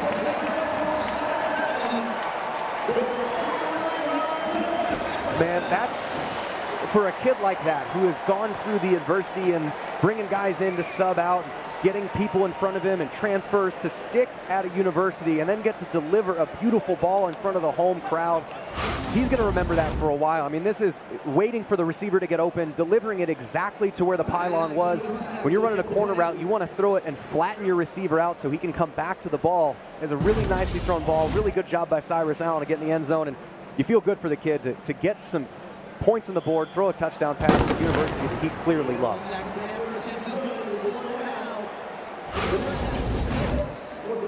Yeah, the number 3 receiver, you see number 4, he fakes a little bit to the inside just to freeze the safety for a second. And then if you're Lichtenberg, that ball has to be thrown outside. If that's short or inside, either one of those allows a defender to come back. But that ball was, talk about on the body, on the break. That ball was released before he made his cut. Ball floated up in the air, allowed Allen to run underneath it. Really well executed there. That drive, they made the adjustment from the first drive that Lichtenberg had, which the ball was a little late, a little wide, not quite as crisp. Better timing on the screenplay, better decision to run the ball. Nice job there delivering the ball in an accurate position, flatten the receiver out. 2 for 4 today, 32 yards, and that 1 touchdown for his Cincinnati Bearcats. Young man who has always put the team first as far as the team needs, and he's always built such a strong relationships with the quarterbacks that he has competed against for the starting gig at Cincinnati. He was the roommate to Emory Jones when they brought him in from Florida. He has built a wonderful relationship with Brendan Sorsby, and that one had to feel real good for Brady Lichtenberg. Yeah, it makes you feel, I mean, in games like this, the best thing that can happen is you get to reward the guys that work hard but just might not see the field as much as they otherwise could. Brady Lichtenberg is everything you want in a football player, but Brendan Sorsby's just really good. And there's only one quarterback that can play on the field at any given time. When you have somebody like that in front of you, you kind of get the short straw, but it's really fun to see guys like that get their opportunity and harvest it for some points, touchdowns, and memories for his family to share. Northwestern State will just take a knee, and they will look to regroup in the locker room. A tough first half for the heavy underdog on the road. Blaine McCorkle, back-to-back weeks on the road at Power 4 campuses. And last week they took it on the chin at Minnesota, losing 66-0. And now they head to the locker room down 56. here in Clifton, and the Bearcat fans happy with what they have certainly watched. The blackout at Nippert, this defense was swarming early. The passing game has been in full force. The defense with a takeaway. Power football from Walker and Sorsby, all Bearcats through the first half.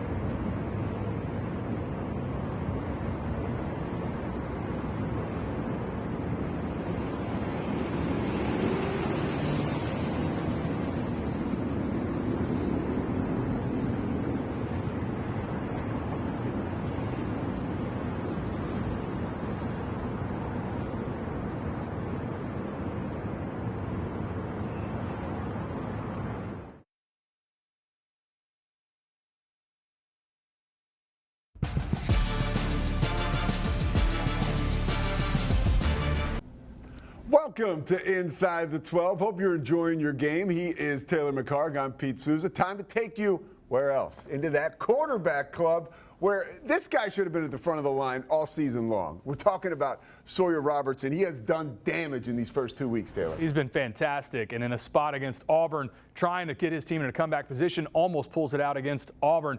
Last week against SMU, they're down 2 scores, 14 points in the fourth quarter, brings his team back for a huge win. He's thrown for almost 900 yards in the first 2 weeks, and he deserves to be in the Heisman conversation. We'll talk through a couple clips right here that I thought displayed his accuracy downfield, which to me is the best part of his game and most important. This one, an inside slot fade over the corner to Kobe Prentice, and he's matched up in man-to-man coverage. I loved how Sawyer Robertson looks off the safety to his right, works back to his left, and again, drops this in the bucket over the shoulder of Kobe Prentice in that slot corner in coverage. This throw, you could go out there and throw this 100 times. You're not going to throw a better route than this. The second look that we'll get, also another touchdown throw to Kobe Prentice. This is the one that tied the game. Zone coverage, running sort of that beater route into the middle of the field. And this is the perfect spot and timing to throw this football. You see it open up in the middle of the field like he's throwing it at the M on the SMU logo, right off of that referee's ear. If you throw that too early or late, it's probably an interception. If it's too high, it's going to be tipped or another interception. Instead, it's a perfect throw. And for Sawyer Robertson, 7 touchdowns on the season, 0 interceptions. And his downfield accuracy is as good as it gets in this sport. Say it one more time. He deserves to be in the Heisman conversation right now, the quarterback for Baylor. And again, I've said it before. he played, like you mentioned, two really tough opponents. And while quarterbacks around the country were playing, okay, maybe a solid opponent, but then an FCS opponent. We're taking his Heisman campaign out of the garage right now. I'm revving up the car. I've spoken about Sawyer. I've had a chance to speak with him a bunch of times. God-fearing guy. Faith is a huge part of it. Holy Heisman.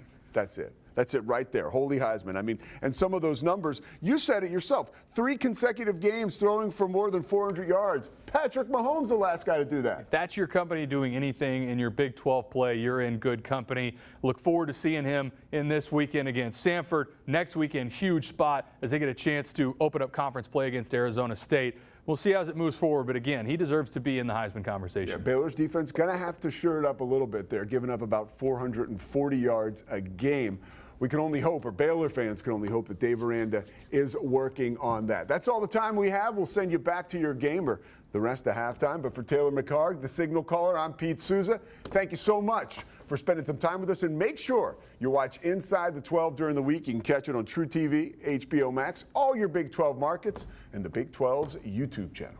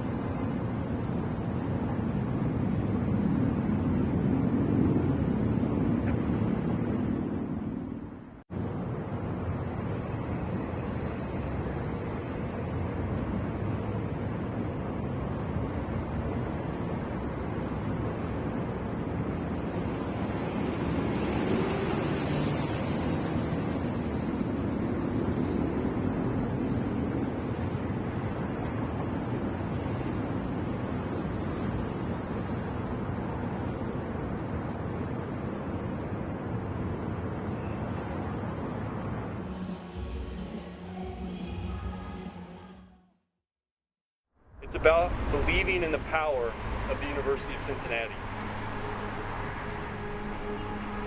The power that can transform lives and bring people together and lift the city that we all love. They are a symbol, a reflection of belief, investment, and what's possible in the future. Larry and Rhonda Shaker. Larry's love for the Bearcats didn't start with this project. It started when he was a kid growing up in Cincinnati, and that passion never faded, it just grew. And today, it's woven into everything that we do at this university. They're finally feeling like a Big 12 team, like the adjustment period is over. Obviously, it's a new year for us. This is going to be my 3rd year coming in Cincinnati football. The new building, the Shakley Center that we have is state-of-the-art, the best facility in the country. We put it up against anybody. Anybody that's come visit and walk through the halls, they feel it, they see it. It's state of the art. An amazing place for us to recover, spend time with one another, be around each other at all times. That's something that's going to be a huge advantage for us to be able to, get a lot of our football work done, in a timely fashion and more efficient fashion. But the thing that's probably most exciting to me about, the indoor facility is that the guys get to get around each other. We get to get around the guys. It's a lot easier, and again, it helps build that chemistry.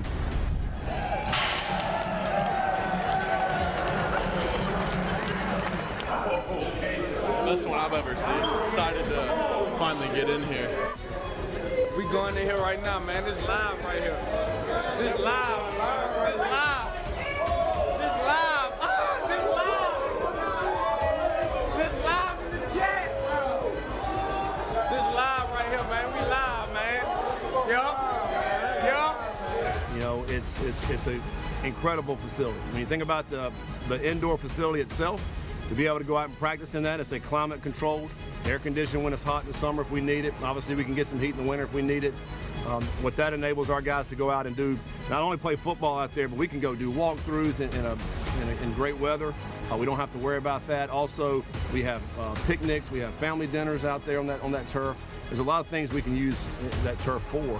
But then also inside the building, just the layout, the way you go from the locker room to the training room to the weight room, it's very easy for our guys. Our nutritional center is right beside it as well.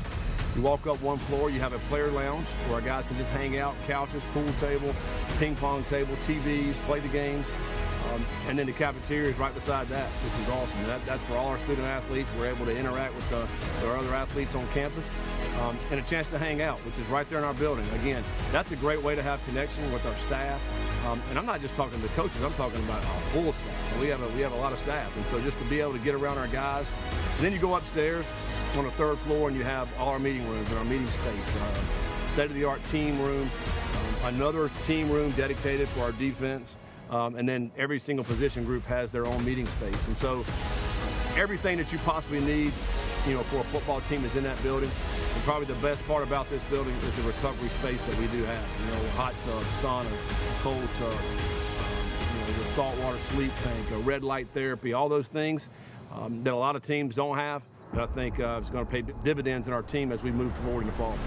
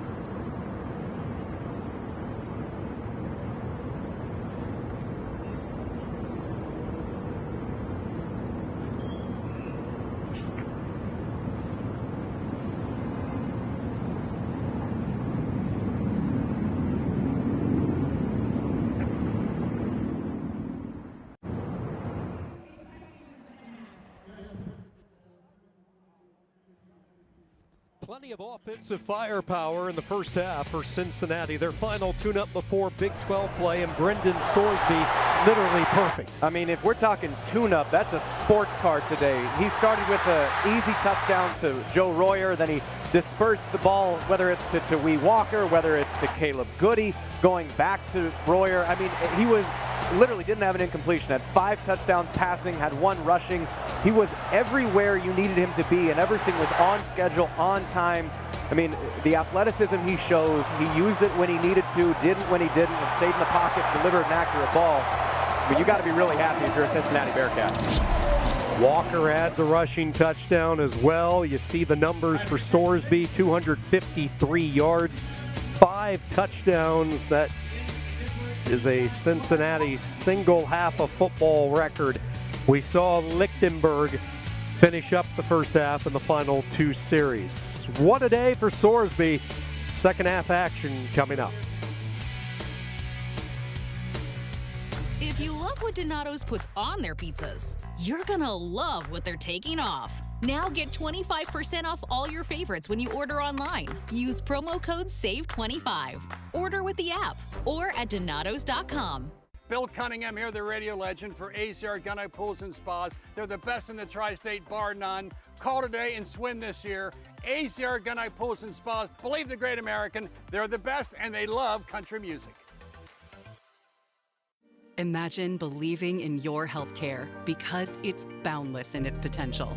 Care that's so personal, it makes your best tomorrow possible. Where leading experts offer more options through groundbreaking research and clinical trials, UC Health is building brighter futures. Here and around the world, that's boundless care for better outcomes. Expect more at UC Health. Living life out on your own comes with its fair share of first-time decisions, like meeting that special someone, getting your first place, then building out your future together. Life's biggest firsts deserve trusted partners. That's where the Better Business Bureau comes in. The BBB connects people with accredited businesses they can trust. They've done the heavy lifting so you don't have to. So when it comes to life's biggest decisions, you can get it right the first time. Always choose the Better Business and find one anytime at bbb.org. Whether you've set personal goals or are just making your health and well-being a priority, NovaCare is here for you. NovaCare is your trusted physical therapy partner for recovering from aches and pains, gaining strength, and preventing injury. There's no better time to make NovaCare's movement experts part of your healthcare team.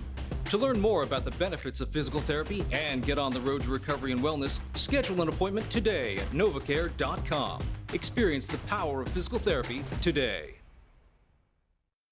Opportunity is the heartbeat of our community, forging paths to brighter futures.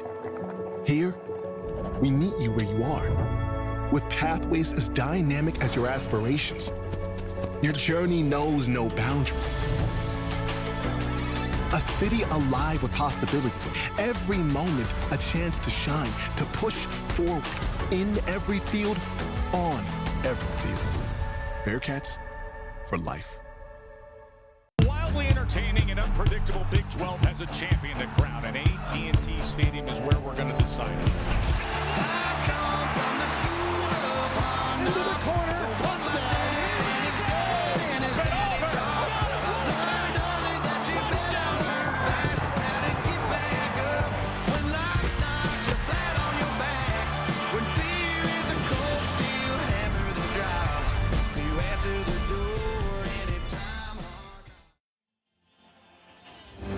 Alongside Jeff Woody, Sean Kenny back with you from Nippert Stadium as we get ready to start the second half. Cincinnati up 56-0. Brady Lichtenberg getting nice and loose, as we'll probably see some more of him in this second half, along with their talented redshirt freshman, Samaj Jones.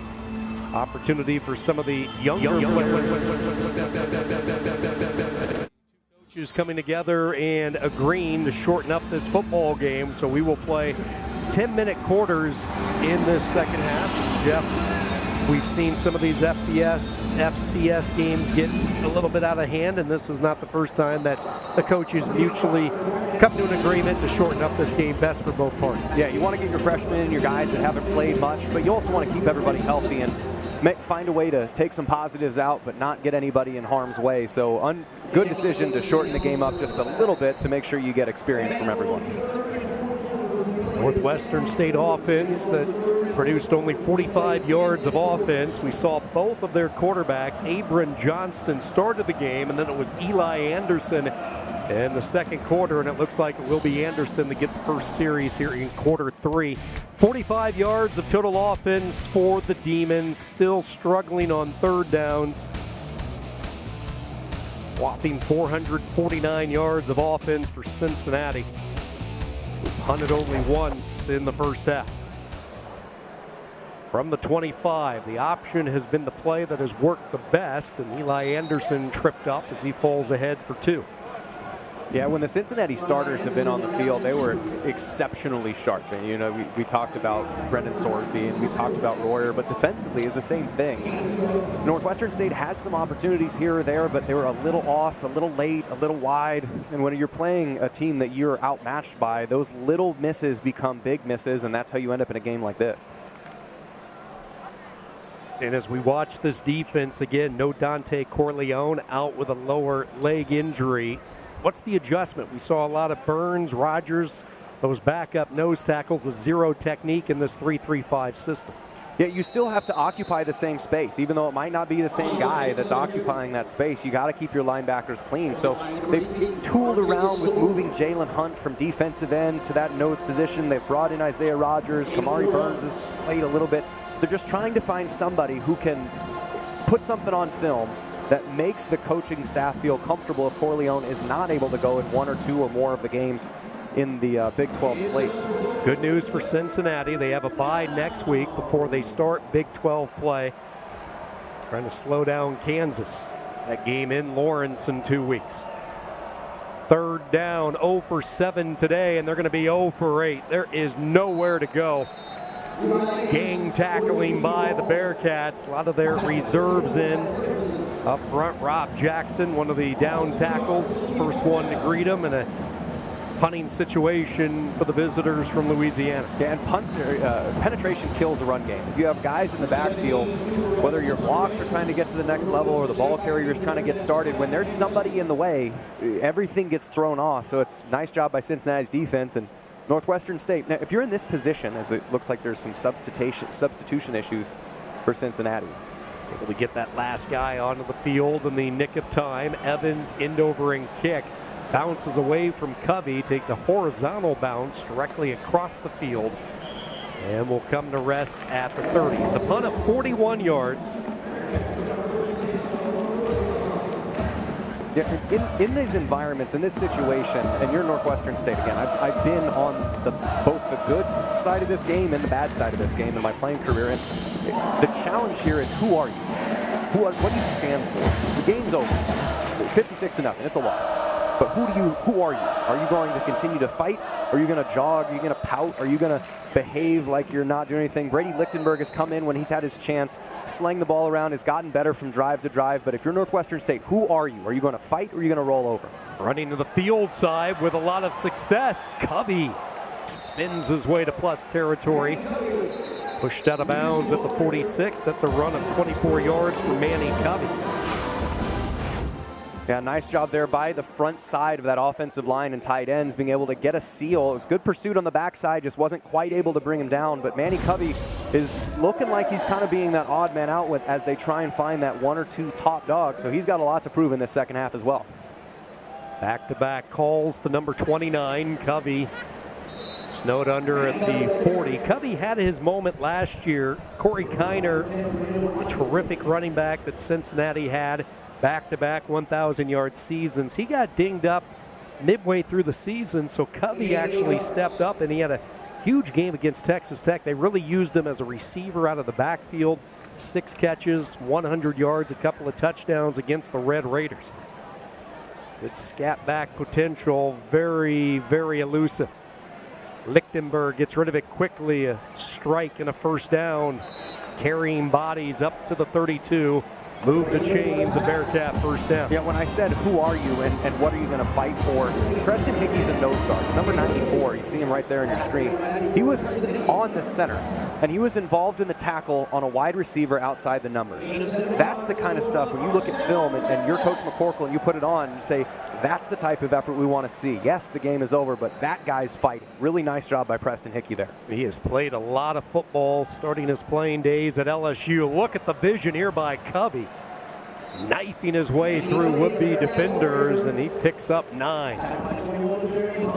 I like the patience and tempo. And again, this moment doesn't, for a lot of fans, a lot of, you're watching this game, it's 56-0, but for these players, especially the ones that are on the field for Cincinnati, it means a lot to them because they work just as hard as the starters do, and they want to get the opportunity to do it. We highlighted Brady Lichtenberg in the first half, and now we're looking at Manny Covey, and being able to get on the field and show what you've got. That's how you get your chance to be on the field in meaningful snaps. Johnson, who has a touchdown catch, goes in motion. They run to the boundary side with Covey. He'll pick up the first down. Danny Sears brings him down. Sears, the redshirt junior, St. Paul High School product, and this is a family lineage when you look at the success at Northwestern State and the Sears family. Yeah, his dad was a player. His dad's a coach. He's a coach on the field. He's the green dot for the Northwestern State defense, and he's the one getting everybody in the spot. And as you get into conference play and the talent evens out a little bit, he's going to have a bunch of tackles and a big part of this defense having success in the league. Lichtenberg off his back foot. This is Patrick Gerd, the transfer from Ohio State, shedding 1, carrying a second, and he is thrown out of bounds, and Cincinnati will have it 1st and goal. Gerd tossed out at the 4. Yeah, you see 6'4", 250 coming at you. You might not want to hit him in the hip. You're going to watch a Northwestern State defender fly in front of him. There's a good change of direction there by Gerd, but also when you outsize a guy, it's hard to bring him down. Really nice job there by Gerd of switching up his tempo, letting somebody fly by, and then being a 6'4", 250 strong dude dragging defenders. We talked about all the former Buckeyes, now Bearcats. Quite a crew when you look at Royer, Gerd, Stokes on the defensive side of the football. They were all teammates at Ohio State. Chance Williams is checked into the game, and his first touch into the end zone. Touchdown, Bearcats.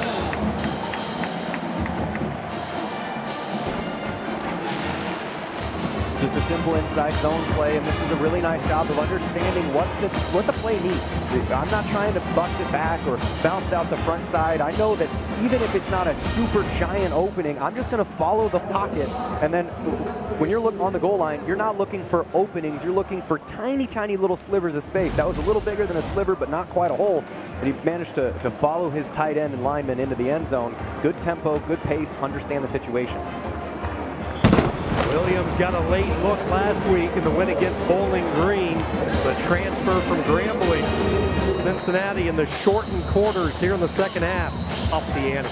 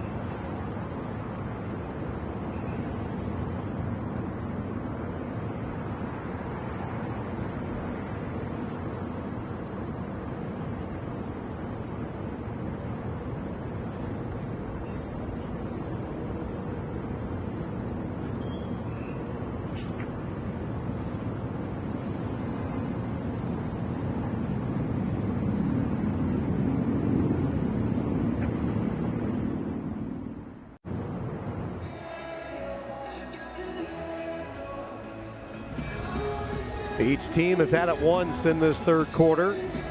Cincinnati, 7 plays, 70 yards.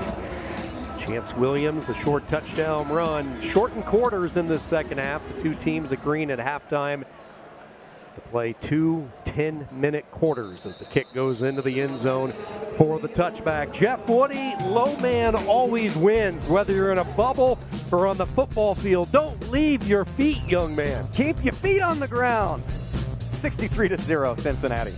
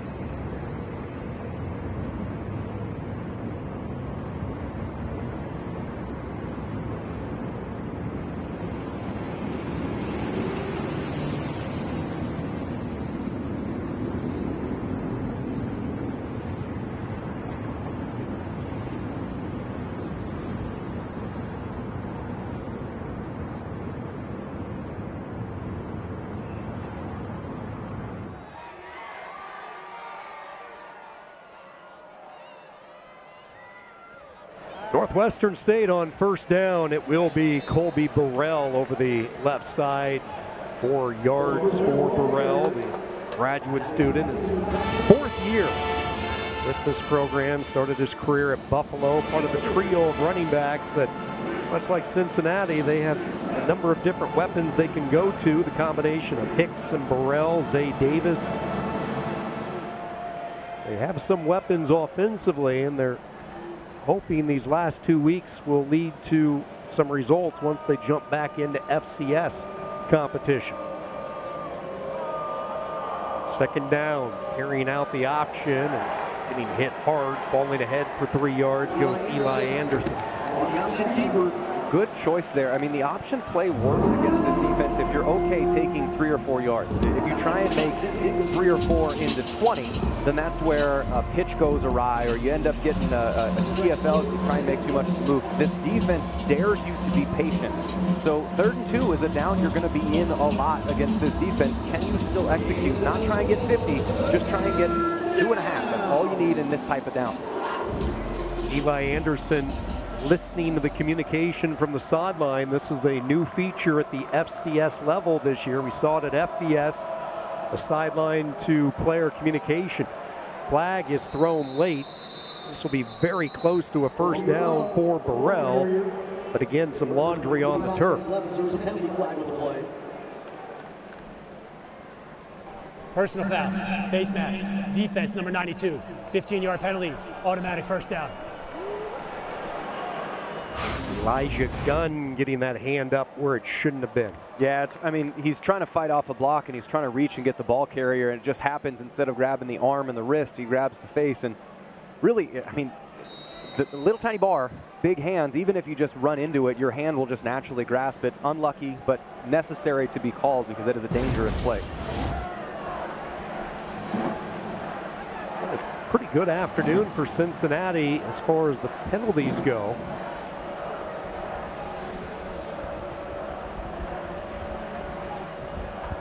22 to go in this third quarter. Burrell getting the majority of the carries on this drive. I thought, Jeff, you brought up a good question to Coach Satterfield earlier in the week on our conference call. And what's a win in this situation? You're a heavy favorite. What are you looking for in a game like this besides getting the obvious W? Is this a game that you need to win 63-0, or like a year ago when Towson came here and it was a 38-20 game, and he said, we're going to focus on our team, improve what we have struggled with the last couple of weeks, and if we do that, it's a victory no matter what the scoreboard says. Yeah, we want to be clean as we're looking at Joseph Moreland moving everything. It appears that the training staff is out here. But back to the point about Satterfield, and really both of these teams, but Satterfield in specifics, was talking about just a clean game. What do we do offensively? We're going to run our base offense, and can we be sharp? And then defensively, can we get off the field? Can we execute on third down? Can we be gap sound? They're without two of their star players, but you still want to say, put on film what you are. That's kind of the old adage, is you are what you put on film. And in order to gain more snaps, in order to gain more trust in the both offense and defense to get you on the field, you got to play clean. There's defensive coordinator Tyson Veit, again, both just stressing, can we execute? Faceless, nameless opponent, whether you're better than or worse than, can we execute our offense and defense? And I think the scoreboard indicates the answer is a resounding yes. Tyson Veit, year 2 of bringing his 3-3-5 system after establishing it at Iowa State for 8 years. Look at the new star here at Nippert. Oh, bagpipe action. The loudest cheer we've heard in about 20 minutes. From bubbles to bagpipes on a Saturday afternoon. Here's tough running by Burrell. You love to see this from a 205-pounder not going down after initial contact. Yeah, and like I was saying with that option play, this is really what the defense is designed to allow. And so, yes, you're going to feel fast from the second level, but if you're a running back and you can stay behind your pads, you can hit a guy and drag him for 2 yards. Well, if that happens 2 yards down the field, it's a 4-yard play. 4 yards on every single down gets you a touchdown on every drive. So if they can do that, that's the type of thing that the Cincinnati defense can give up, and that's the moral and mental victories, as no coach really wants to hear, that you can take from this offense.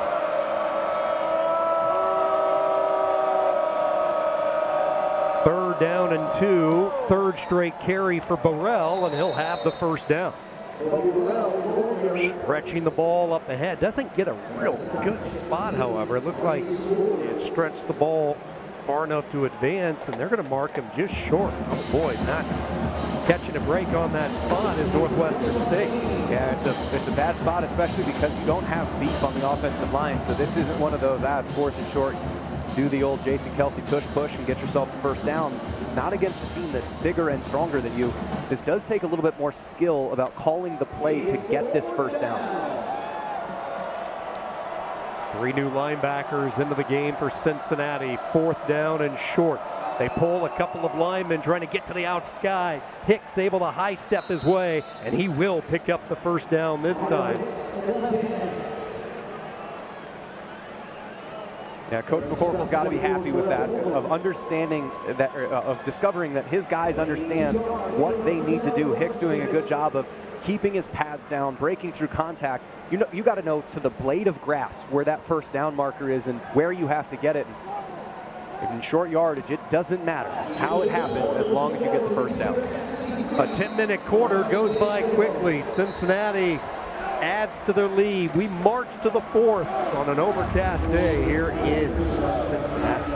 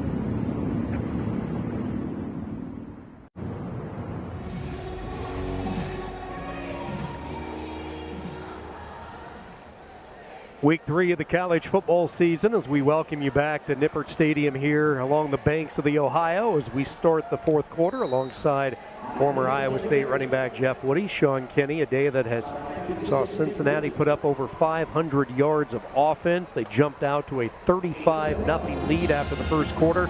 Brendan Sorsby, 5 first-half touchdown passes. He rushed for another, and it's been the backups in this second half along with condensed quarters, 2 10-minute quarters in this second half. Yeah, and if you're a Cincinnati Bearcat, again, other than the score, you have to be really happy with how the score happened. Your wide receivers played well. Your passing game was good. You had a couple running backs step up, shoulder the load, and in some cases, literally shoulder the load, but like there was a couple touchdowns just plowed into. So really nice job by the Cincinnati offense as Northwestern State looks to keep their best drive of the day moving.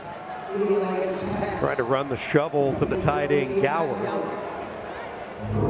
Does not fool the Bearcat defense. 3rd and short.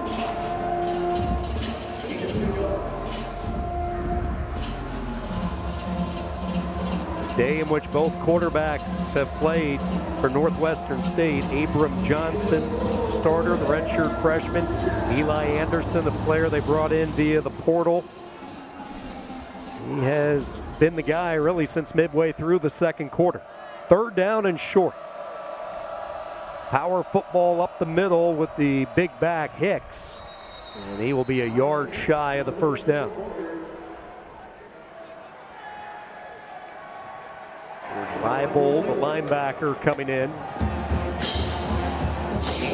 It was spotted short, but this drive has been really the best with the running backs understanding what do I need to do on this play. In this situation, it's 4th and 1. You obviously are going for it to work on this play, so you got to know exactly where your first down marker is, which is just the front edge of the 30-yard line. So if you're a running back, you have to get the ball to the front edge of that white line. 3rd down is pretty good, just didn't quite get there. 4th down and short, and Burrell is going to be close, but I don't think he got there. He was met in the hole by Cameron Neal, and the Bearcat defense comes up with the 4th down stop. Yeah, penetration kills the running game again. I mean, it's one of those things, especially in short yardage, when you're trying to advance the ball, it doesn't happen quickly if there's someone in the backfield. The bell is over. The official movers of Bearcats Athletics would like to salute Brendan Sorsby.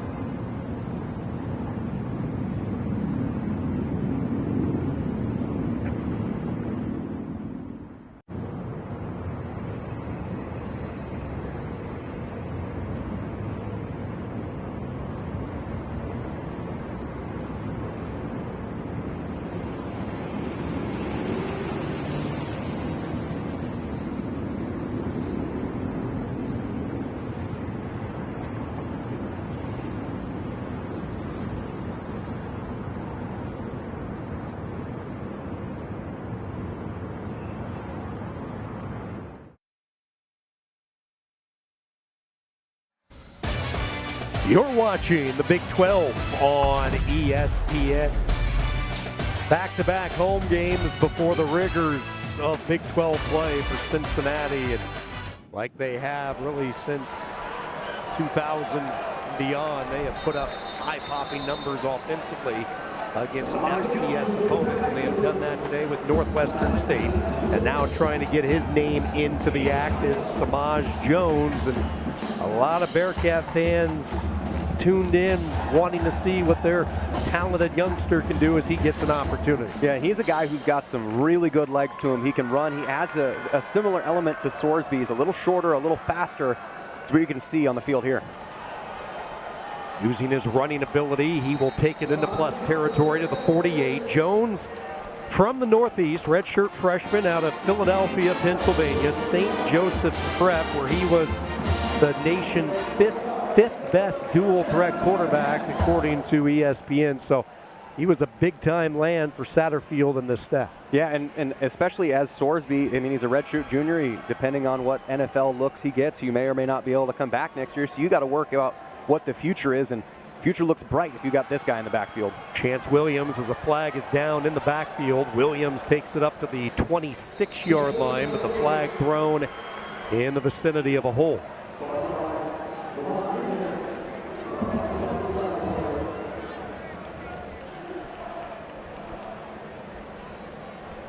Holding offense, number 66. 10-yard penalty, still first down. Xavier Mazawicki, one of the players that they're going to be counting on in a couple of weeks to provide some depth up front. Yeah, as they enter the Big 12 slate, again, offensive linemen not knowing where the ball is, they get rolled up on, somebody twists an ankle, or somebody loses a helmet, and you have to go in and execute.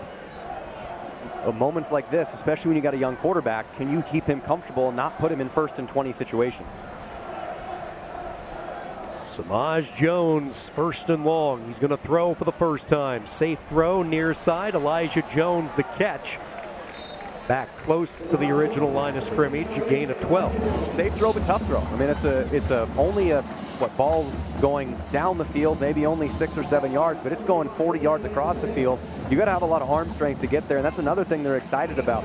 The run threat draws the safeties forward. The passing threat pushes them back, so they're constantly in conflict. Quarterback power over the right side on the low snap.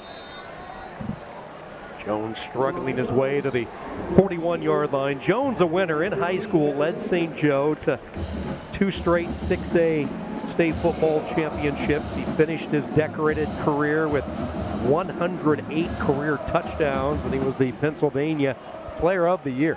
Yeah, I think that last play wasn't a quarterback power. I think that was a quarterback improv. Quarterback low improv. Snap. Ball's supposed to go to the right side, know where your miss is, and turn a bad play into an okay play. 3rd down. Gets rid of it quickly, slings it out to the flat. This is Johnson with the catch. Johnson into space, turns on the Jets. Isaiah Johnson to the end zone for the 2nd time today. And that looks like an easy play. And man, just like a golfer, when they hit a 300-yard drive, man, that doesn't look that hard. This ball had to be put exactly in the right spot to allow him to run. It's on his front hip. Your offensive players, whether it's tight ends, wide receivers, are sticky and blocking down the field, and then all you have to do is make one guy miss. It's that same thing. There's 11 that can tackle. There's only 9 that can block between the thrower and the catcher. So can you make somebody miss? And really nice job there. Isaiah Johnson, they're really excited. Coach Satterfield called him just a little Cyrus Allen, and being able to then get him the ball, let him get play in space, it again builds confidence that if he has to come in or gets to come in later in the year, he can do some damage. Johnson, a player they brought in from Western Carolina in the offseason, the speedster, the 185-pound sophomore. Couple of catches, 2 touchdowns for Isaiah Johnson today.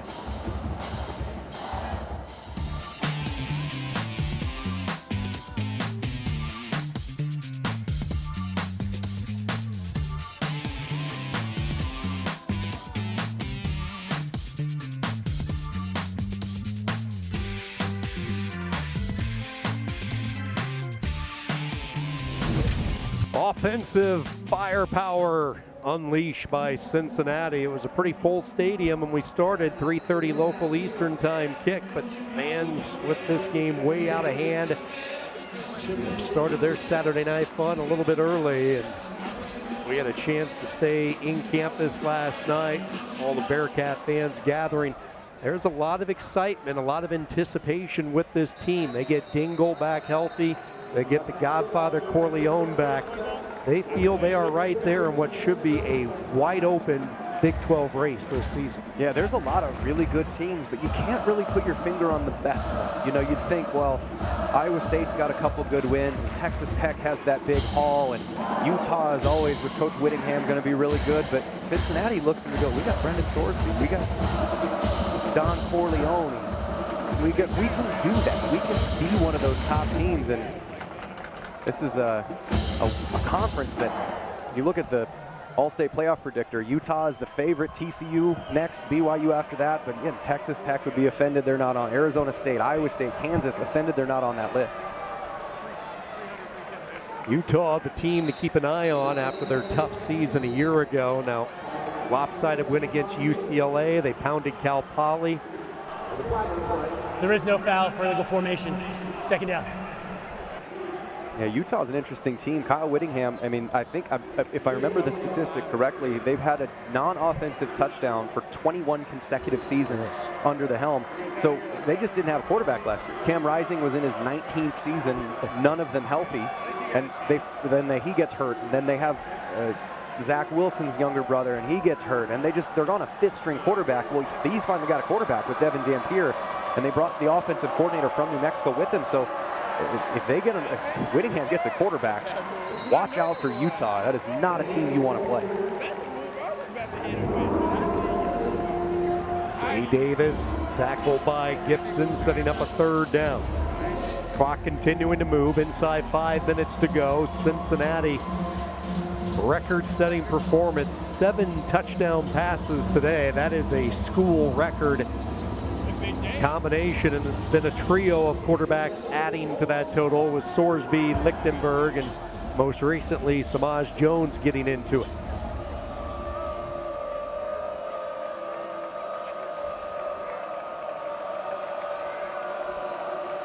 Late shift by the Demons. Anderson looking downfield, nothing. Now trying to buy time, throws on the run, contact, and it falls incomplete. No flag down. Yeah, probably should have been. The contact was a little early. Defender wasn't looking necessarily to make a play on the ball. Was looking to make a play on the player. If I'm in the zebra stripes, I would have thrown a flag there. But otherwise, I feel like this has been a fairly well-officiated game, generally speaking. There's been fouls called that have been obvious, and they've kept the pace of play moving. But that one right there, I would have said, a little pass interference, but brings the punt team on the field. This receiving core for the second straight week, a very quiet day, just 3 receptions among the entire receiving unit. Somebody's going to have to step up among that receiving core.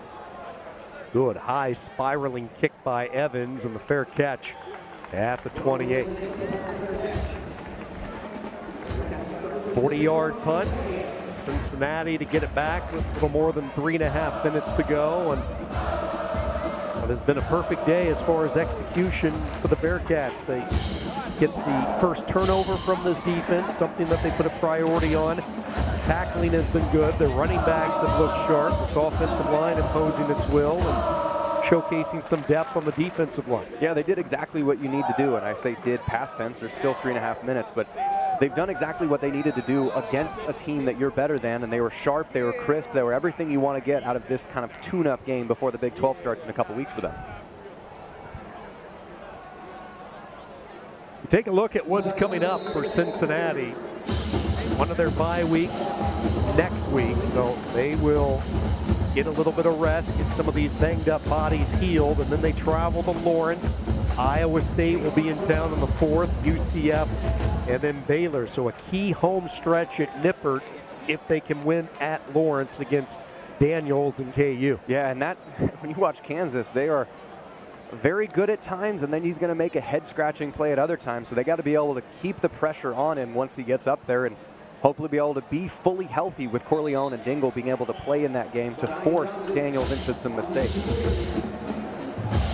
But you look at that schedule and you continue it a little bit further, they're going to have to play Arizona. Arizona just beat Kansas State last night, better than everyone expected. I mean, there's UCF, Scott Frost, as he gets more kind of his guys back in there, they're going to get sharper as the season goes along. Who knows with Mike Gundy? I mean, they can't be as bad as they showed against Oregon, but, you know, that's Mike Gundy's always an adventure with Oklahoma State.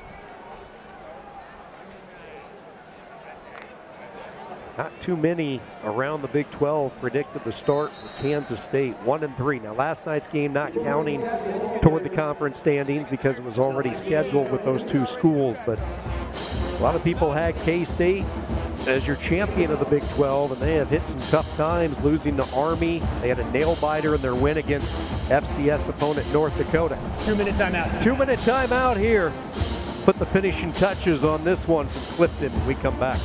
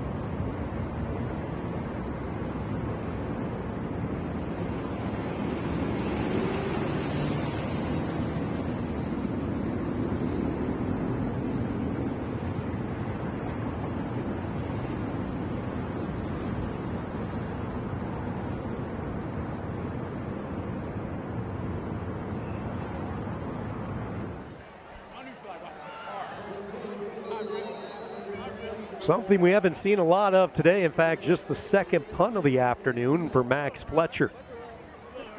9th straight year that Cincinnati has had a punter from down under. The first-year transfer replacing his brother Mason. Started his career at Arkansas, was an all-SEC punter with the Razorbacks.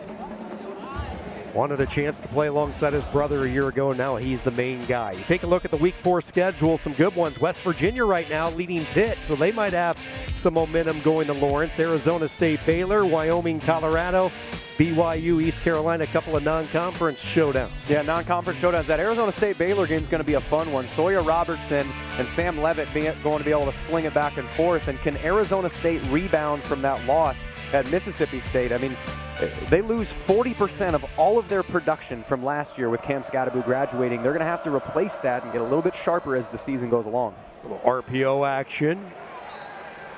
Good job, though, containing on the edge from the outside linebacker position.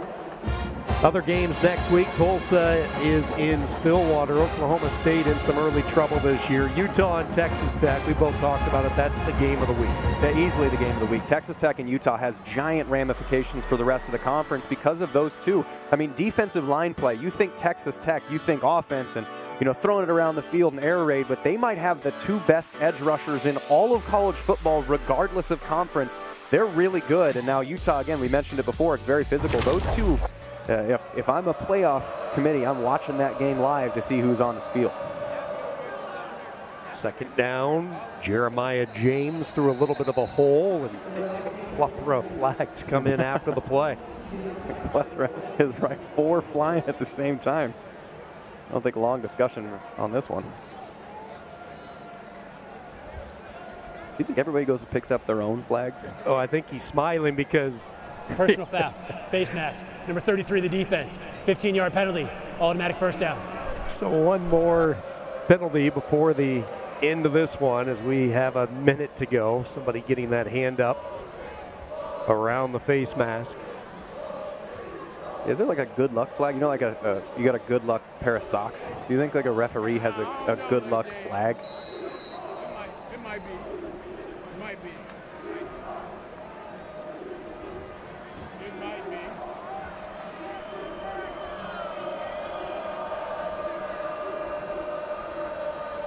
First and 10 after the penalty from the 39-yard line. They go right back to James.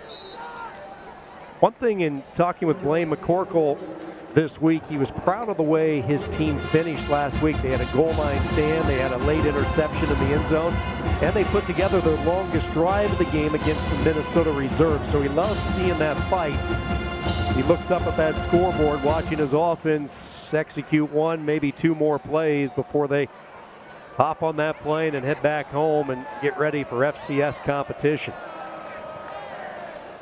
Up the middle one more time, it's James, and that should be the finishing touch on this one. And Cincinnati, a heavy favorite today, clobbers Northwestern State. Scott Satterfield, another win against an FCS opponent. The Bearcats take care of business.